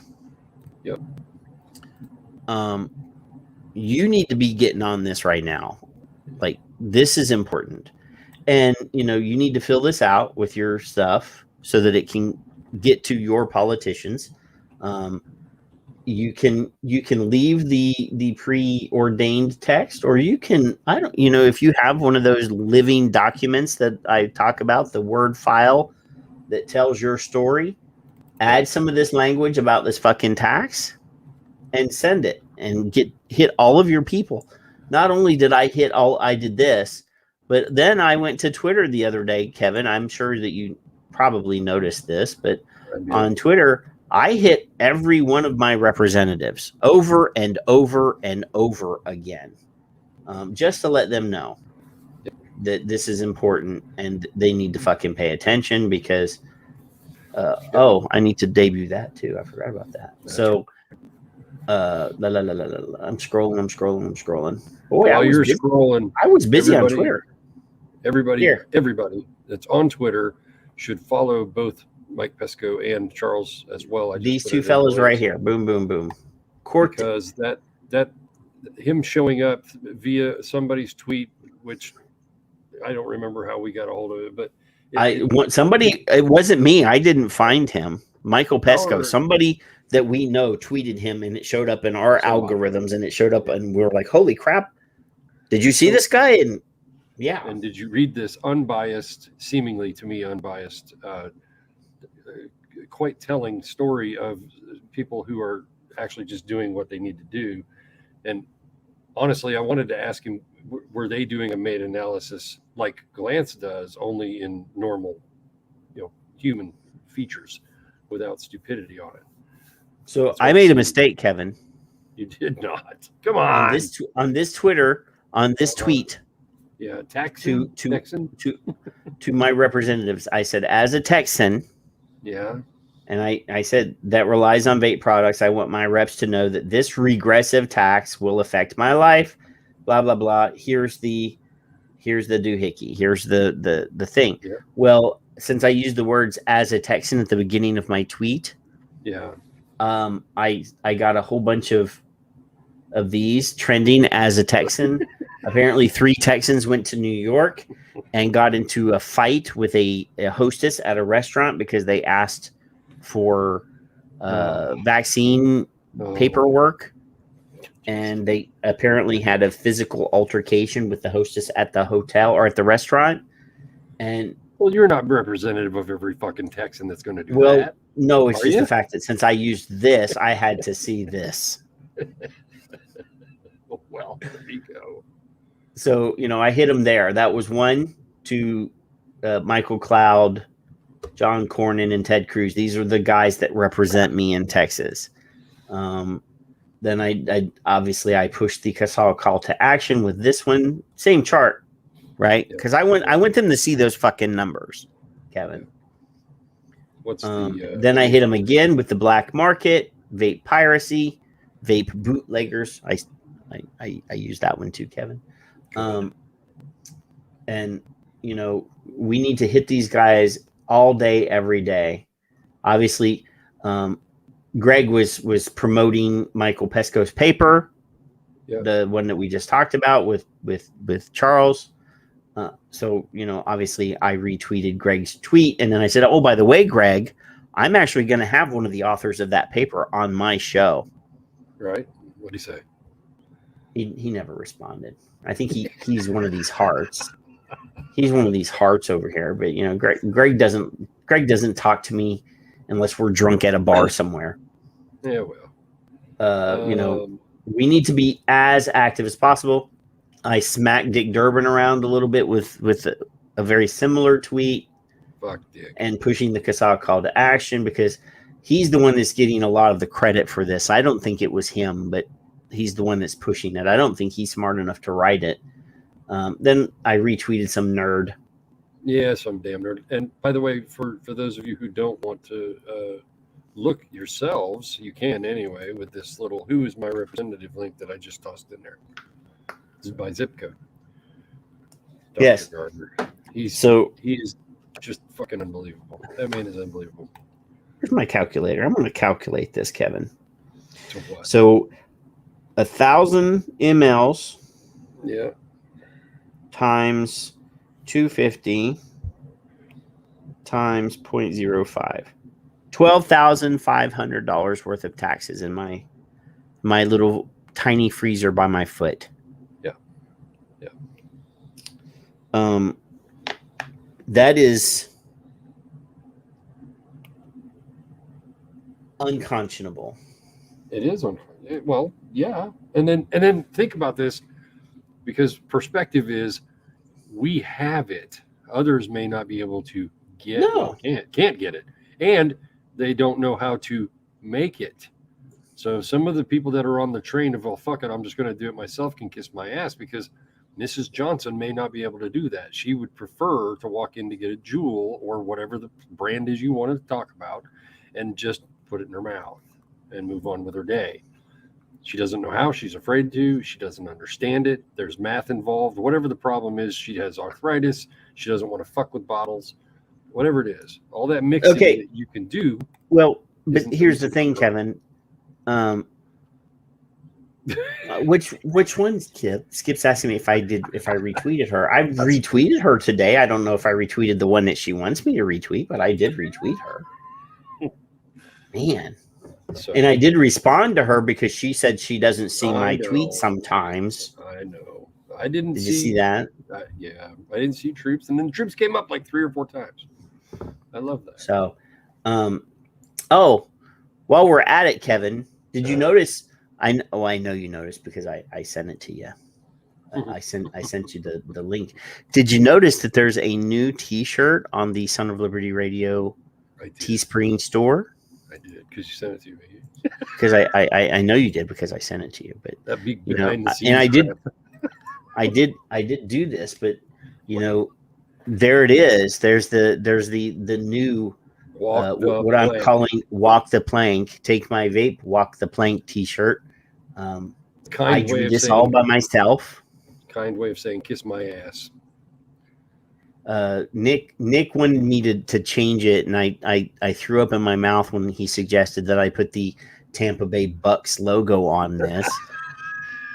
Not only would that be against the trademark laws and stuff, but why would I sully my awesome pirate with a crappy Tampa Bay Bucks logo? Then we might as well go further and put drop bears and TikToks on them. Well, TikToks, whatever the fuck they're. So, this is the premium tea, Kevin. The premium tea. You know, everybody keeps telling me, well, you know, somebody said, does it go? How big does it go? How big does it go? How big does it go? It goes all the way up to 5XL, Kevin. Well, then it will fit me. Depending on if you get the comfort tea, which is the cheapest one, it goes all the way up to 5XL, but it's only available in 6 colors. Yep. I'm going to use available. I'm going to go 6 colors. I want to go back to this paper for a minute before you get out of here and I skip out on you. Kevin has to evacuate early tonight. He's a premature evacuator tonight, but you know that's okay. You know, I'm going to kick myself to the curb, but I am the home of the Victor share screen, and I'm going to do so right now because I want people to. I found a new. Let me make it bigger first. Rub it. Rub it, Kevin. Rub it. No, I don't know. Where is it at? There it is. Did you notice that my text is smoother now on screen? I found the setting that was messed up. Yes. Thank God I did that while when we had it was prettier when we had a guest, so that they're like, I can't read my own paper. That's right. I learned a new term when I was reading this paper, and I wanted to make sure that everybody understood that I read the paper. Because whatever. So, as an additional check, we applied the recent. I was going to ask him about this, but we also applied recent proposed stacked estimator. I like that term, which can account for bias attributable to heterogeneous treatment effects with staggered treatment rollout. So that, to me, I didn't go to the link, means, well, we can make these numbers look like anything we want to do because it's a stacked estimator, which is what they do when they show 28% of children are vaping. Yeah. Am I wrong? Make sure I'm not wrong. Yes, you are right. So stacked estimator. I like that term, and you may see me use it on Twitter because that's what they're doing. That's exactly. Sure, but that could be considered a sexual. Yeah, fuck that. Stacked. Well, heterogeneous, and you got other words that are barely homogeneous. Homogeneous. Yeah. So they did the MTF and the YRBSSBS samples, and see the clean controls. I like these guys went into depth without any bias, in my opinion. So that's where I was trying to go with that. No, I don't believe it's bias because these are like stat nerds. They don't care, right? They have no skin in the game. They don't give a shit. NIH was a funder, so who cares? They didn't have any. So we're not we are in no way, shape, or form being paid for this, Kevin. But I did reach out to my friends at Five Ponds. Okay. Because as a person that vapes, I wanted to be able to speak from a position of knowledge on this particular topic. And I had not till now had the ability to speak on this, but I got a package in the mail. I bought $100 worth of e-liquid from Five Ponds. Mm-hmm. I paid for it. So, but I bought the this is the Plume Room banana pudding, which I have vaped prior to this. Right. With the Five Ponds from the Five Ponds Legacy line, which is the new line that Jay set up with 5 classic e-liquids. So this is Poet, but Poet's label is green. So anyway, with synthetic nicotine. so that I could try the synthetic nicotine because I had not ever tried it. So I got one of the orchard flavors from them, and I got 3 of the legacy flavors. I got the custard from Dillinger and the banana pudding and the black tea. And then I got 2 flavors, the King Side tobacco, which is one that I have somewhere on my desk, in the traditional nicotine, as well as the synthetic nicotine. So I can vape them side by side so that I can tell people when they can't get their traditional nicotine anymore and the synthetic loophole is still open, they can still get something that works for them. So the Symmetry 6 and the King Side tobacco are 2 flavors from Five Ponds that I'm very intimate with. I vape them before, I know what they're like, so I can compare and see if there's a difference in the flavor because of the nicotine being synthetic versus freebase. And I obviously the Queen Side, which is the orange creamsicle, is what I'm currently vaping in the synthetic version. I have noticed that the throat hit is not exactly the same, but the flavor's perfect. So not to commercialize Five Ponds because they're not paying me to do this. They did send me a free t-shirt. I didn't pay for the t-shirt. Yeah, so I will be able to at least tell people, yes, you can vape it. It's, it tastes good. It does what it's supposed to do. It's a little smoother.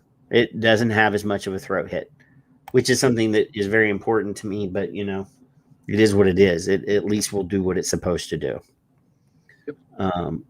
So yeah, not to deviate from the topic at hand, but I did throw the Teespring store link in the chat rooms so that you guys can see that. All of the designs that I've made so far are there. Even the designs for my wife's nursing organization. Obviously, you don't gotta buy those because you're not a Filipino nurse that lives in Texas. But the Scallywag shirt and the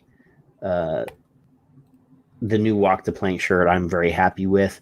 I'm actually considering changing the nicotine enhanced a little bit, but I have to sit down with the design and see what I want to change. Sweet.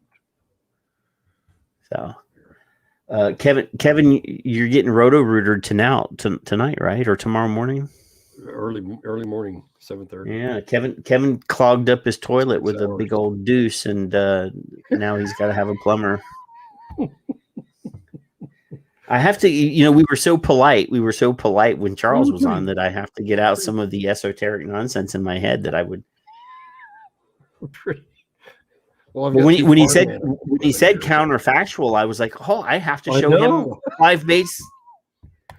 That's exactly what I thought. Yeah, I was like, I have to talk to him about Clive Bates.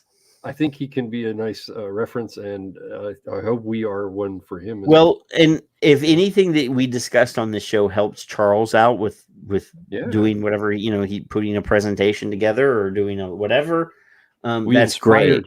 We inspired him to think of something. Yeah, at least that way he knows that the two chuckleheads are not totally worthless. Yeah, no, great insight for what they had, and we as well were for him, I think, in some respect. Chuckleheads to. Nick says he's going to buy one of my wife's Texapino shirts, and Shannon says that you're getting snaked tomorrow. Humana. I don't know. There's going to be no video of that, I hope. Texapino shirt. So she is a Filipino nurse that lives in Texas. That means that she's a Texapino nurse. So your the entourage of guests that you've had over the years is I wouldn't go that far. I wouldn't go that far, Kevin. I think this year, yeah. I think this year we've had one amazing guest after another, and then we've had some shows where we didn't have any guests, and it's to the point now where Skip will ask every Friday who's going to be the guest, and I'm like, well, it's Kevin this week, and then sad disappointment, and then crickets. Kevin who? That's like right, Kevin's the guest, but I made this little. My wife says that all of my T-shirts are black, right? Yeah. As a dude, mm-hmm. we tend to green on. We tend to have all black T-shirts. Oh my God. Black. Yeah. I'm kind of like the Joe Walsh of the Eagles for you. I'm the permanent guitarist that's never. But he's an amazing guitarist, though. But he's never been. He's never been in the band. Well, no, he's in the band. He's one. Well, He's considered an Eagle. But I made this graphic with some of the different colors so that people could see the T-shirts. This is not a shirt. This is 4 different shirts. Color diversity. There you go. So I wanted everybody to see that the shirts are available in a plethora of colors. I love that. Well, your vocabulary is just getting better every day.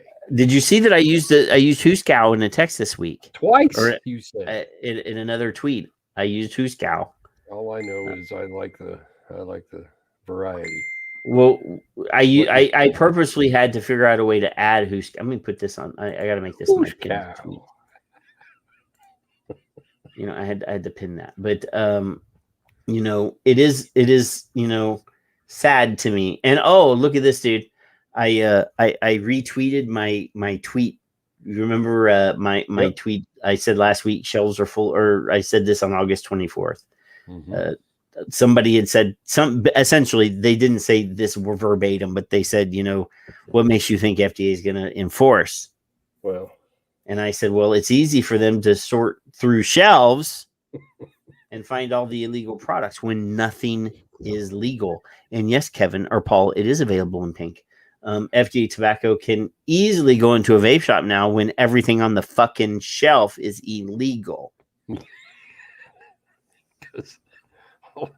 All I know is I will not comply, and I hope nobody else does either. So I said, let me repeat this for those who vape or work in the vaping industry who have had their fucking head. I didn't say fucking, had their heads in the sand. If you don't fight for the lives that Safer Nicotine Tobacco Harm Reduction gave you, they will take it from you. Yes. Taxes and flavor bans kill businesses and smokers. I can't say, this is here. Let's do this, Kevin. Where did I see this? Somebody tweeted a list of all of they tweeted the link to the list, the most recent MDOs. Okay. I wanted to spend a minute on that. Where was that at? Who tweeted that? Was it Greggy? Was it Greggy? Probably. Only people that have gotten drunk in the hotel bar with Greg can call him Greggy, by the way. Oh. Everybody else has to do so. This was my conversation. Hi, Greg. I'm Kevin. I'm vaping it on Twitter.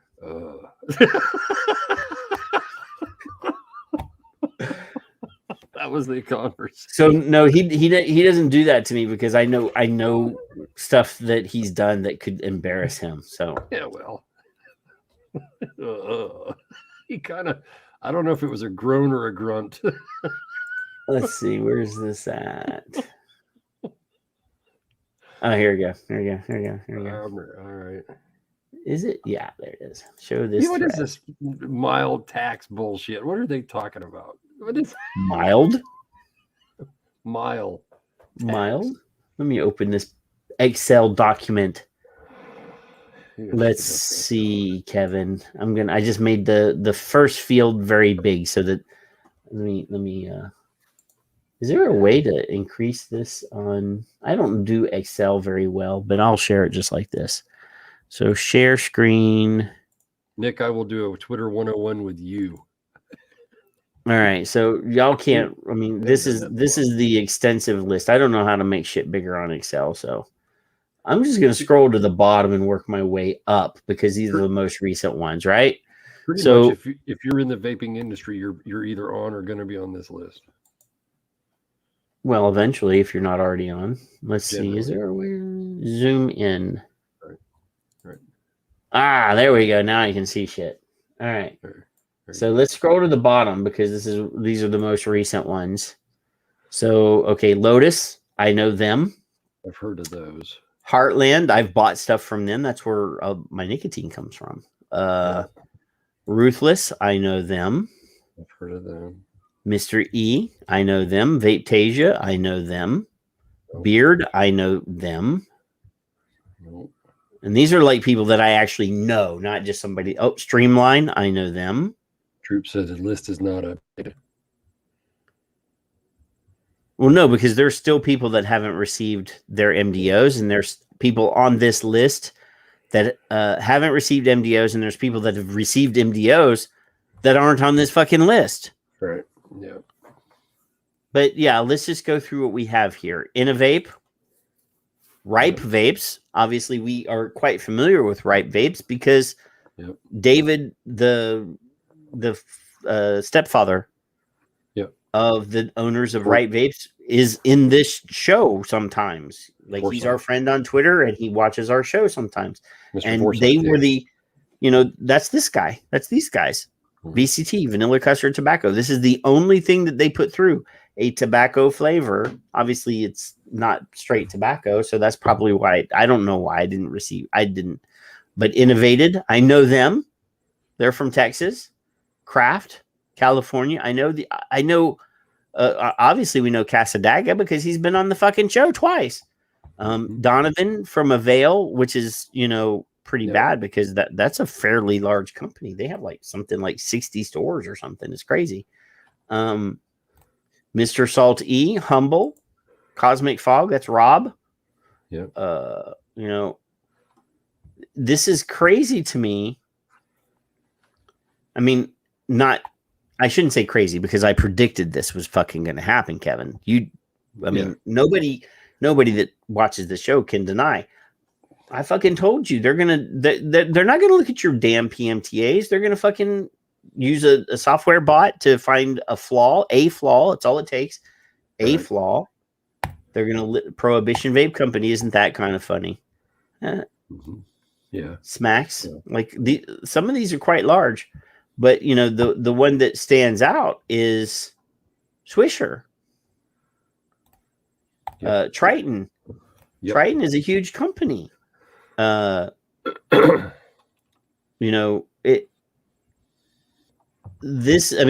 for big, huge companies, $400 million company can't get their fucking PMTA through. Yep. That's VR Labs, Vapor Stock. We know personally, I personally know the owners of quite a lot of these. Turning Points is a huge company. Turning Point Brands is a huge company. $400 million a year company. Mm-hmm. Lloyd in the chat room says there he is. He's LDP. Lloyd Patton in the chat room. This is him. He's fucking on this list. This is, this was never ever designed to be a fair process. I've said this from Baker White. Baker White. Let me tell you about Baker White is a huge company out of Minnesota. They were Danny Baker gave the vaping militia the money to start the 501c. He paid for he's been around for a long time. If it wasn't for him, there would have been no vaping militia. So Victory. That's not a small company. It's not a huge giant company. Vapor Bank. I have 2 T-shirts in my closet from Vapor Bank. They're out of Indiana. It's crazy to me. Yogi's Vape. I sat and had dinner with him at a VTA conference. I'm seeing people that I know, their livelihoods. Hey, Chris, their livelihoods just disappear because of some ridiculous nonsense that, obviously I predicted it was going to happen. But I was hoping I was wrong. Yep. And, it's sad. All these companies, for now, I say every one of you motherfuckers, keep selling what you got. Go to your nicotine supplier and buy synthetic nicotine and do your keep thing. on saving smokers. Like, Steve from Mountain Oak Vapors in here, that's the very first company I ever bought e-liquid from. Chris, and the media is dead ass silent about this. You're fucking right, they are. Not a fucking word. Because they don't give a fuck about you or me or Skip or Troop or Nick or Leon. So there's 241 businesses on this list. So tell me, Patrick. 900,000 SKUs, right? Out of 1 million fucking SKUs plus, let's say it's 6 million. Who the fuck knows? Out of 6 million, not a single one of them. Product. Not a single one of them measures up. Not a single one can measure. Not a single fucking one. Not one. Are you out of your fucking tree? Come on. It's all bullshit. And Nick has a good point. States be prepared for state level pushback. The states are going to end up doing this like they did. My prediction, not yours. That the states are going to go, well, some of them are going to go, well, we don't care. Ohio may or may not be okay with it. James was in here earlier. And they may say, whatever. But the federal side is the federal side no matter what. And we don't hear any shops being, yeah. Well, and obviously in the day of COVID, with tons of businesses, not vaping, but just businesses in general, floundering and going under, they're going to bury the closure of all these vape businesses in that nonsense. But, when so many people that I know are personally like, they're do I keep going and wait for that warning letter, or that second warning letter? Right. What do I do to pay my employees and feed my family? Right. Whatever. And I say keep fucking selling. Whatever decision. Open your doors until the FDA guy comes in and hands you that first warning letter, and you have 14 days to respond with your corrective measure. Which, I mean, what are you going to do? In your letter, when you write your letter saying, oh, well, I didn't know. No, you know. I mean, they know you know. So, I mean, what do you write in that first warning letter so that you can keep going for that second warning letter? Because you damn well know if they come by and give you one warning letter in 21 days after you've had 14 to write your corrective letter, they're going to come back 7 days later and go, hey, what are you doing? Something I noticed in that wording was that you must respond. It wasn't you have an option. It's you will respond. You have to fucking respond. If you don't, there is no second warning letter. You're going right into the fines. Yeah. If you don't respond to that first 14 days. This is sickening to me that I've been fighting, Kevin. I've been here since 2010. 11 years of this nonsense. Yeah. Screaming, hey, what are you doing? I've been trying to be out of line on Twitter since 2014. I mean, I'm out of line. I just do so in a less provocative way than some sorry, people. Not out of line. I was over the top. Okay, I've been trying to over be the top since 2014. Over the top is more acceptable than out of line, Kevin.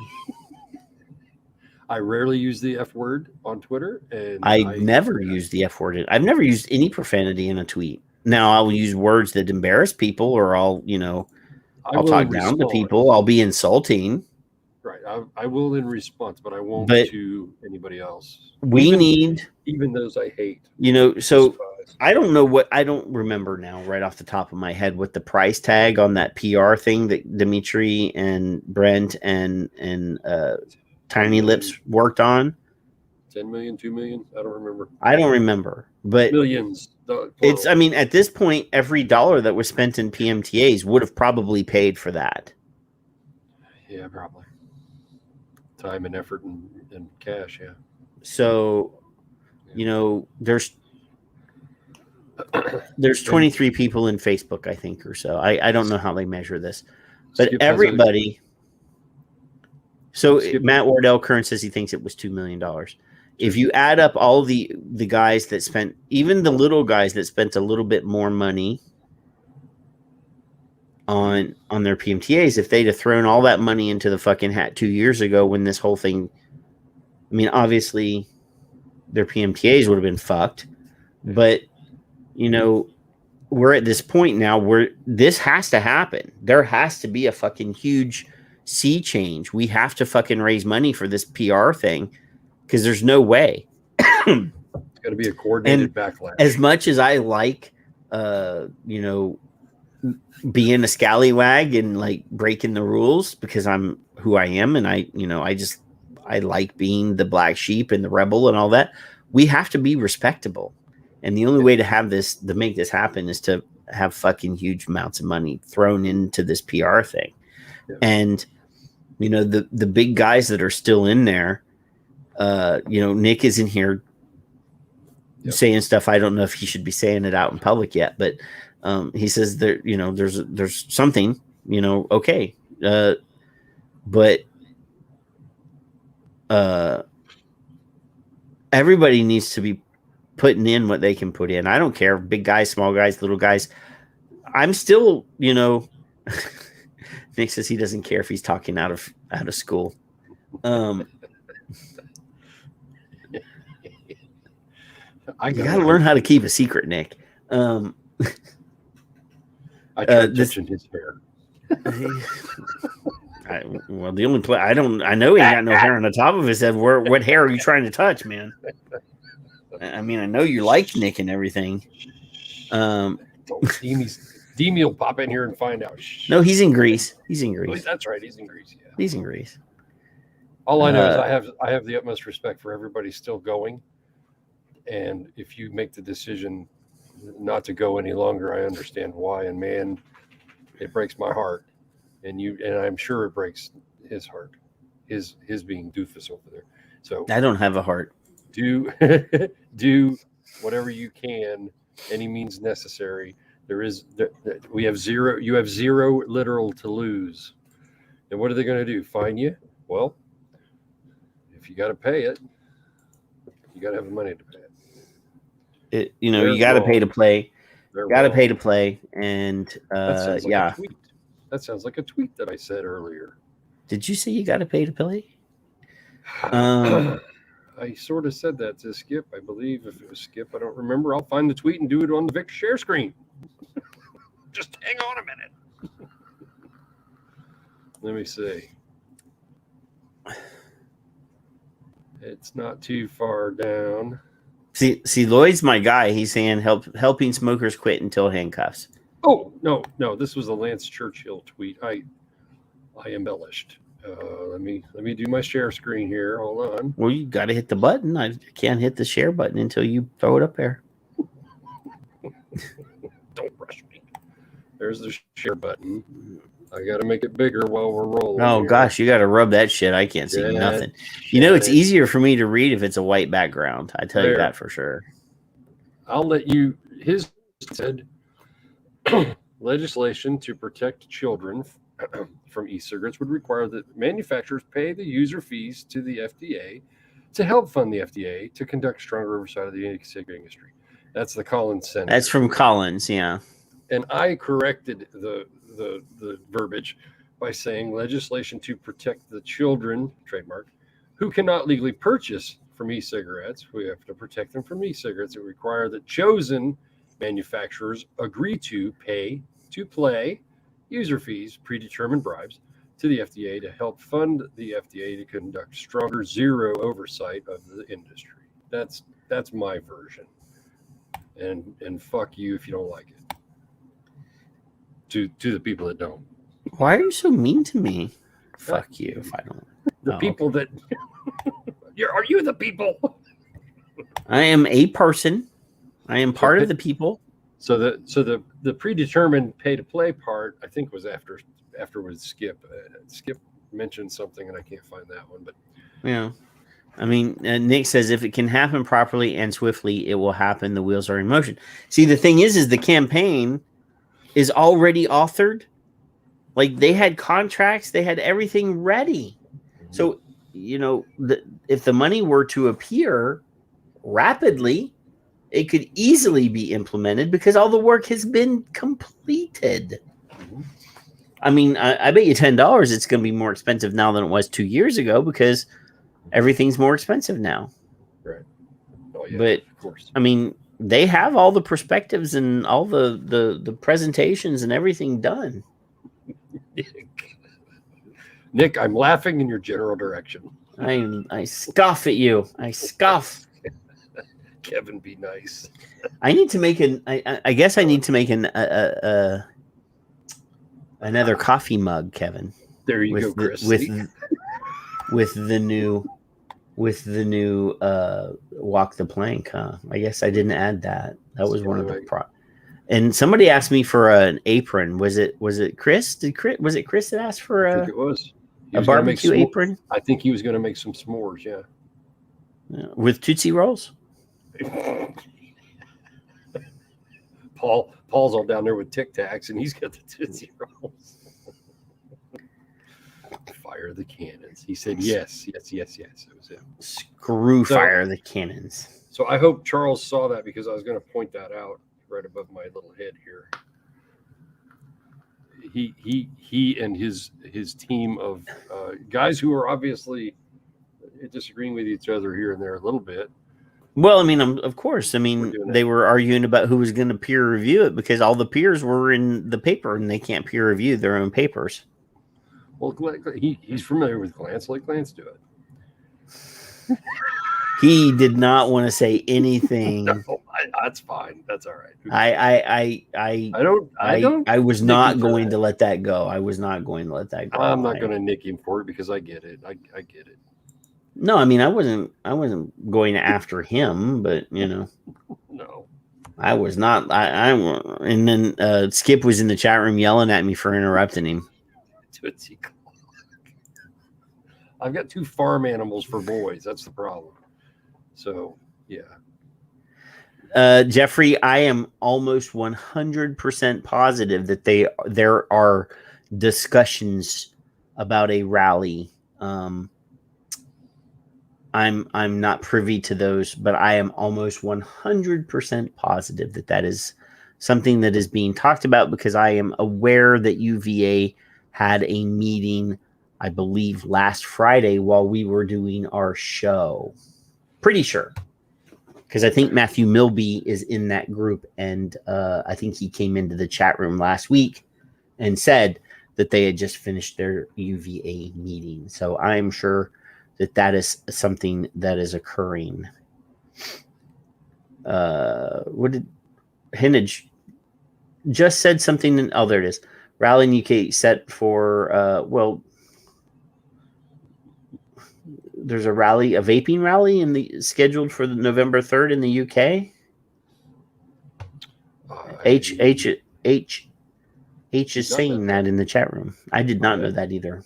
I have missed that one completely.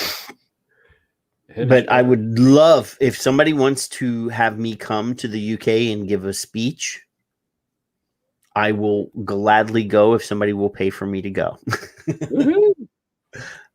Just for the flight and the hotel, I'll pay for my own food. Vaping at VAPINGIT. Tag me on Twitter with that info so I can say louder. I haven't seen that at all. I don't know why. That's strange. I mean, I have my vaccine passport, and my regular passport, so I'm ready to go. You just want to go try beer over in the UK is what you want. Well, that's close enough to Scotland. That's close enough to Scotland. I can get good Scotch. I'm gonna ask for a layover in Edinburgh. I bet you are. There are Scotch specialty shops in Scotland. I believe you. that have like 300 varieties of scotch. Yeah. And I'm checking my email. Yeah, I was going to I'm say checking my email. Because if the UK H, I know that they delivered to Australia and New Zealand. So I don't know. Apparently, he's having difficulty processing a purchase of T-shirts, and it won't let him buy store. Send me your address, and I will purchase them and send them to you, and you can just PayPal me or something. I don't know. We'll figure it out. Oh, there's another email. Oh, there it is. And we had a brief mention of Safer Nicotine Wiki. And yes. While you guys are listening, I'm responding. I'm answering H. Yep. Yes. Yep. And while you guys are on Twitter, and I hope every one of you are. Oh, Kevin, did you tag him in a tweet with a link to Safer Wiki, Charles? I did not. Do that real quick. All right. Por favor. Por favor. ¿Cómo está? Where's he at, Charles? We will play for sure. Shit, for sure. See, this is the problem. There it is. I'll do a. Are you sharing again? No, well, I can, I guess. No. I heard you. Normally, when you hit the mouse button that hard, you're indicating that you're sharing something. No, I'm just angry. I was having a Pavlovian response to your hard clicking. There. That's private to him, sort of, because it won't show. I not only will I respond verbally to H on the show, but I will hit the reply button and say yes. Yes. Yes.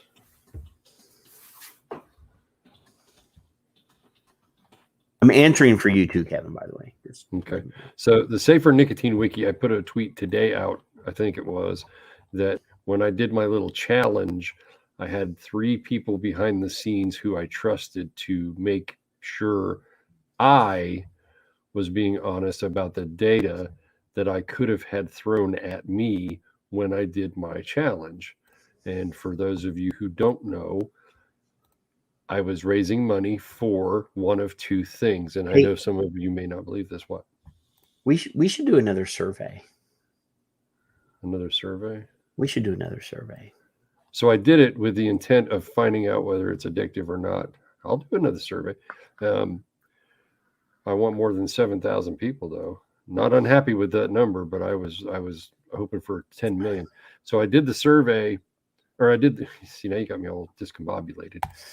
I did the nicotine challenge with people behind me that were going to check anything and everything with the criteria that was given. The criteria that was given was another trusted person who I'll never, ever mention because I was told I should never. So I will stab you in the head for that. So with that, what I said today was, I wish I could have found something like Safer Nicotine Wiki, because there is no, imagine the world's, scariest, most dangerous fucking chemical in the fucking world, and nobody's got a database or database for me, all glanced, that I can look for and find stuff. Yolanda's in the room. And that's the site I wanted to find and never could. So that's why I'm punching that around a little bit, because I'm pretty proud of the people that are working on it and doing it unbiased. It's open. You can contribute and you can, read it and you can search it. It's free. I like that too. Hopefully they can make money at it eventually, but. So I think, Kevin, with the inevitable creation of a black market. Mm-hmm. And there's already a black market, but let's go ahead and say that it's going to be massive. It's going to be, as big as the respectable industry is now. Yeah. Because everybody that uses these products is going to want to continue to use these products, and they're going to figure out ways to do it or go back to smoking. So the black market of these products is going to be at least as big as the size of the current open vapor market is now. Considering the cigalikes are still going to be in convenience stores. I was at a convenience store. I have not been inside of a convenience store in years.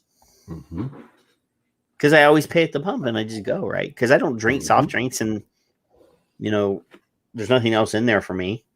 So I went in to go pee, and then I felt obligated to buy some crackers while I was in there because I don't want to be that guy that just walks in to go pee.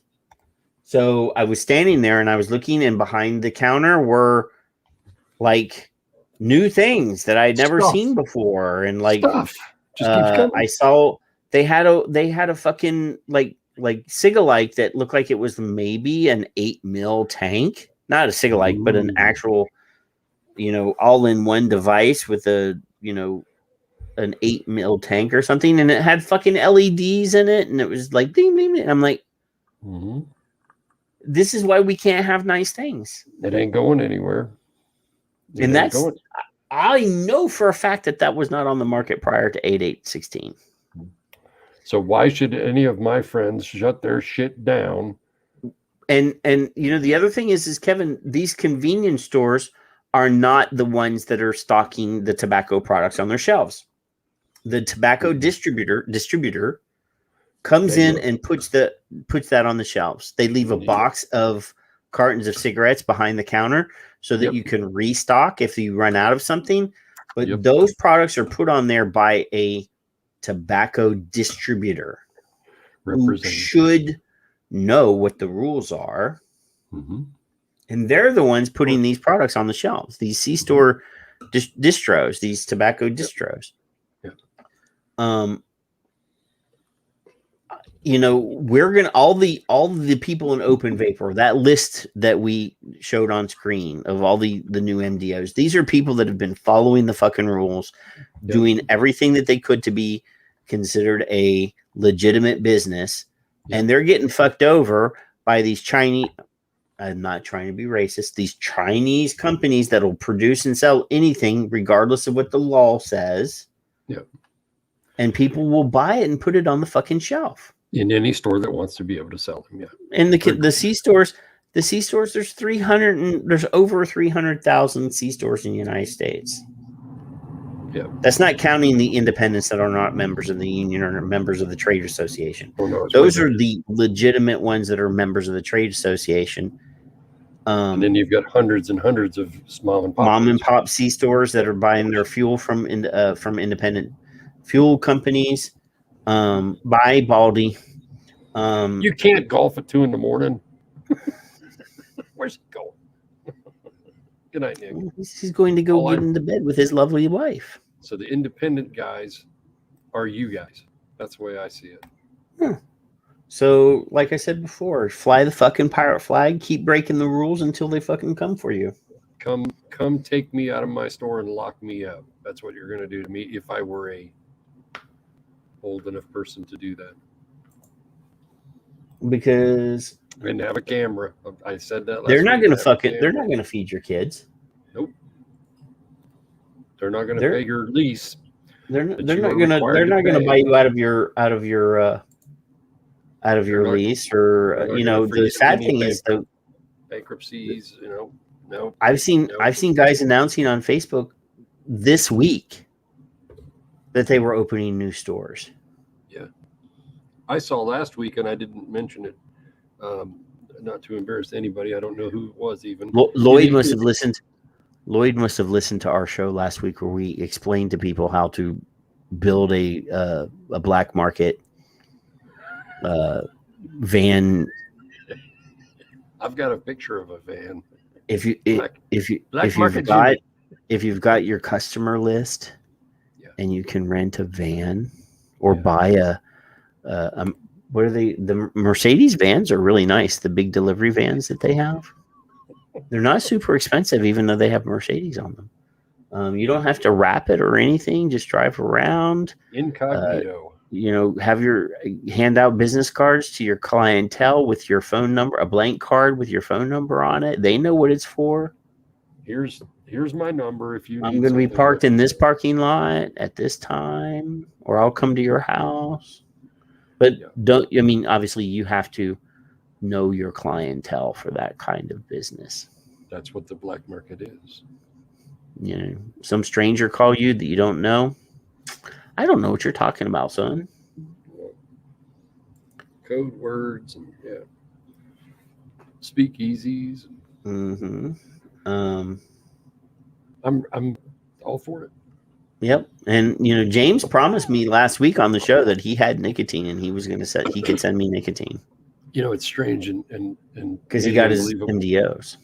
Unbelievable to some maybe, but I guess I'm in a network of people that I didn't realize I can go, hey James, or hey Patrick, or hey Skip, or those may not be the people that get me that item or product or the tank that I need because I broke or whatever, but they might get me to the people that have the tank or whatever. And I'm telling you, it's probably less stressful than I thought, because if Janice doesn't have her shit, she barely likes me now. She might throw me out.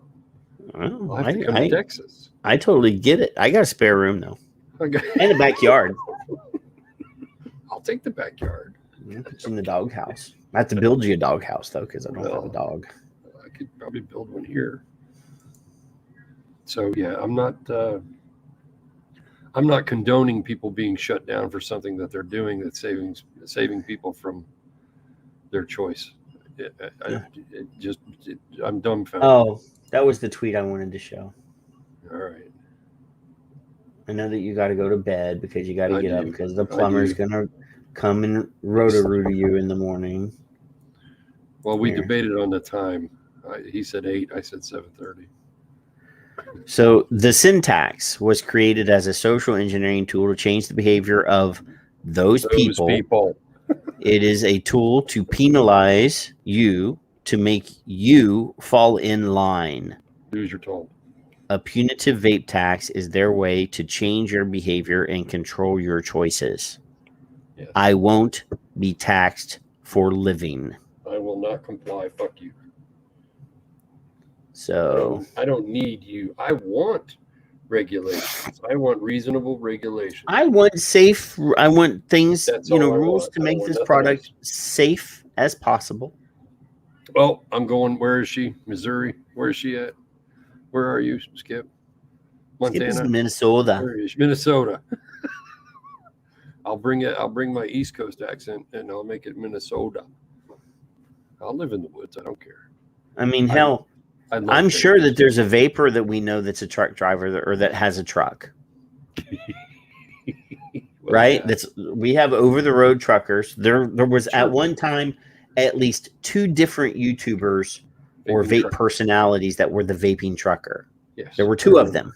I knew of them. I didn't know them, but if we had a truck and we could make enough, we could put enough money into it to buy enough gas to go from one side of the country to the other and pick up and drop off product from clandestine manufacturing facilities and then distribute it from different key points, distro places. We could have a very professional and organized illicit market. Just saying. It's a nice perspective to hear him say, Charles earlier, to say when you were giving an example that I didn't think of that. Consumers are way more, they have more ingenuity than we give credit for as academics. We get it. Somebody's gonna have to buy me a black Trans Am, and Kevin a semi truck with a painting of like a stagecoach robbery on the side. Yeah. And we'll do Smokey and the Bandit. Yeah. I'll do that. Smokeless and the Bandit. How's that? Yeah, we could be smokeless. What do you think? So when he says that we're going to work around things, we're going to work around things. It may take a little time to figure out exactly how to do it, but it's already happened. You know, people have been shut down in New York. I'm sure.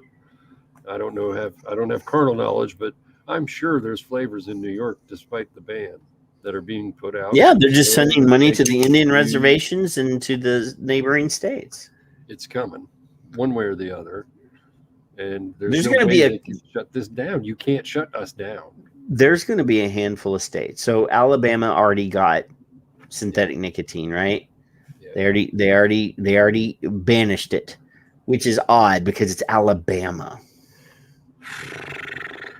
Right? You can blank your sister, but you cannot have. Never mind. No, that's West Virginia. Is that okay? I'm sorry. It's all relative in West Virginia. Well, it's my wife and my sister. I'm from West Virginia. I can say I was born in West Virginia. Yeah, I can say that.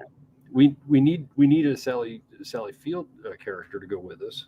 My wife. All right. I'll just change. I'll call her Frog. Janice wouldn't like being in the car that long. No, because I do actually drive quite fast. Yeah, I'll keep up. No. I'm an old cab driver. I'll keep up. I don't know of any other way to say this. If you're not fucking pissed, you're not ready to rebel. And I'm not fomenting revolution. I'm not telling everybody to go to to go protest and then talk people into going into and trying to take over the fucking Congress. Not saying that. But if you're not if you're not annoyed and if you're not angry and you're not scared, watch last week's show.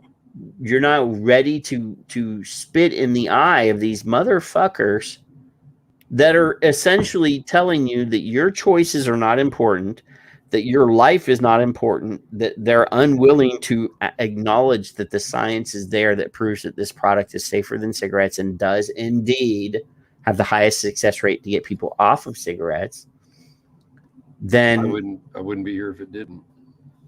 I don't know what to fucking tell you. If you're not ready and you're not mad and you haven't at least done the CASA call to action, I don't know what to fucking tell you anymore. Yeah. There are people in this. I'm guaranteeing you that everybody in this chat room that's participating in this show has done the minimum. I know that they've done the minimum. But there are people that are in this industry that sell these products, that manufacture these products, that has never stepped up. Yep. That has never done the bare minimum. That knows what CASA is, and I've seen posts this week of people blasting CASA. Really? I don't know what this. Yes, I didn't see that. You are CASA, so what are you doing? I don't know what that was about, and don't even tell me because I'm not gonna. I'm not gonna. I'm telling you, at this stage of the game, if you're still sniping because you disagreed with something that one of these orgs, whether that's CASA, VTA, SAFADA, AIMSA, whatever.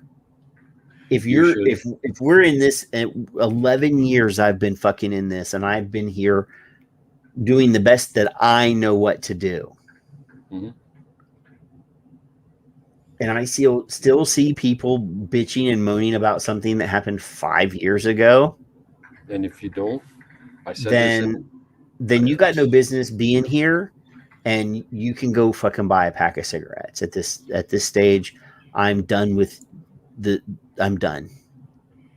I'm fucking done with you. I'm not fighting for you. I'm fighting for the people that still smoke, that haven't started vaping yet. My grandson, whoever. Yeah, I'm here for you. I'm fighting for your kids. Yeah. I don't care about you. If you don't like the way things are being done, do something better. Yes. That's all it is. I always said, if you don't like VTA, if you don't like whatever organization, you don't agree with them, fucking join, fight, be heard, and change their fucking minds.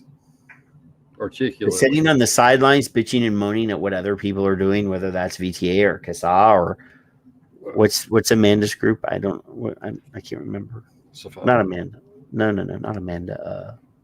Yeah, Amanda. What's her little thing? What's her and Safada? No, well, she's in Safada, I think, but she's not a board member or whatever. The e-liquid thing, the thing.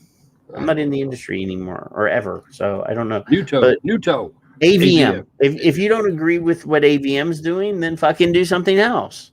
Do something else. Start something else. Do something. Use your fucking mind. Do something worthwhile. Quit bitching and moaning, and be positive about something. Find something that you want to do that you think that you can make better, and do it.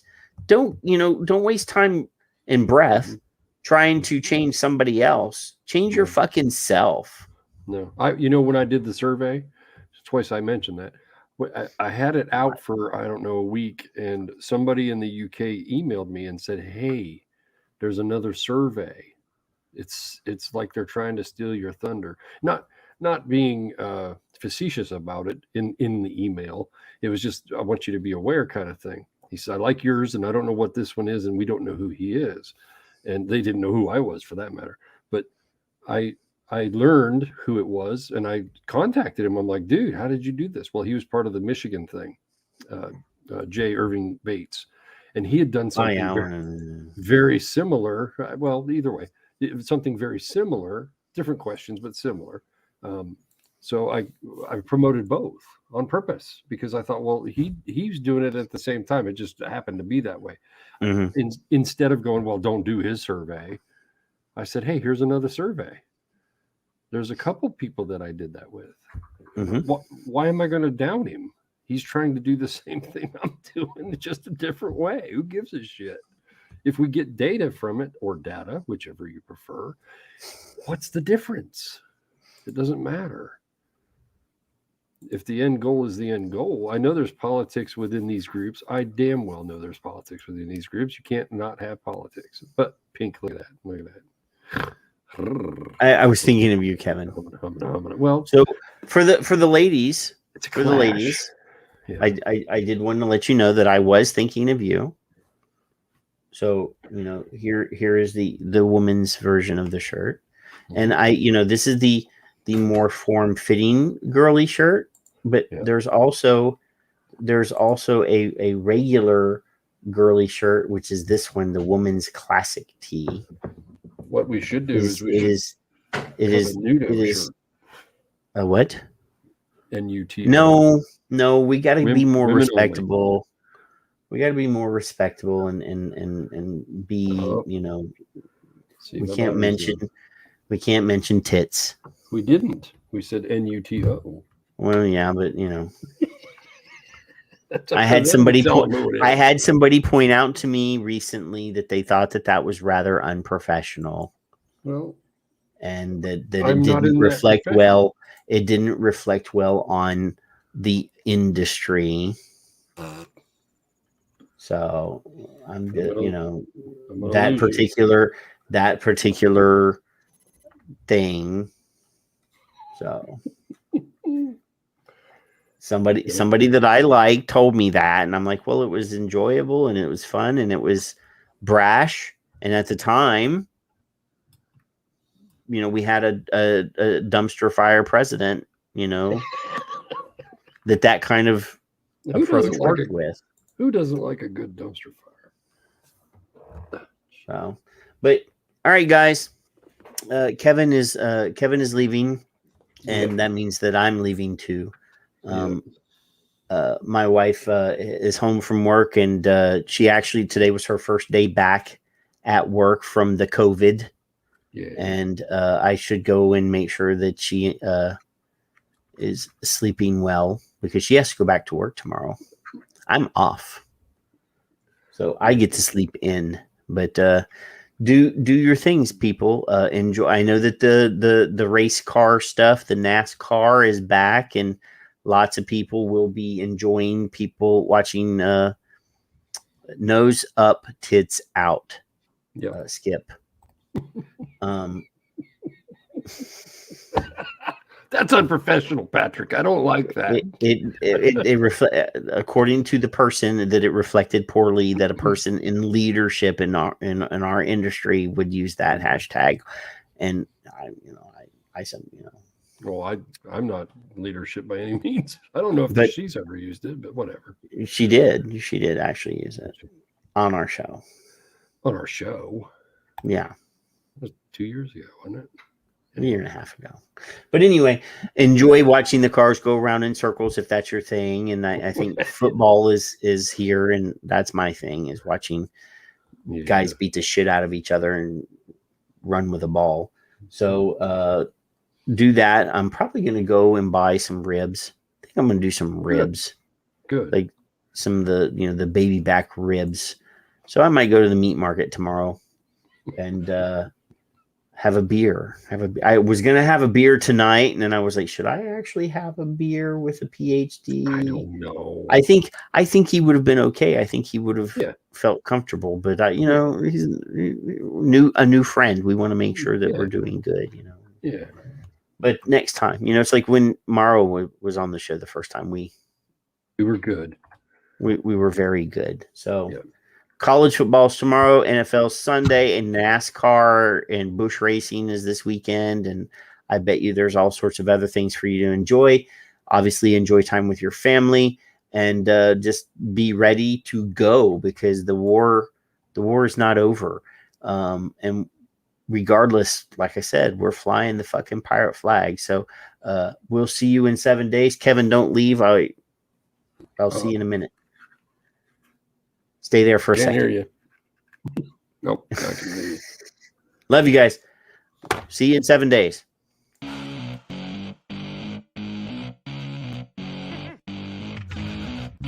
We're exporting a whole lot of really bad and dangerous rhetoric, bad research, and unfortunately it's being picked up and amplified in other countries. Never forget the elephant in the room. It's actually such a big elephant that I don't think people can even breathe in that room, because it's such a huge elephant.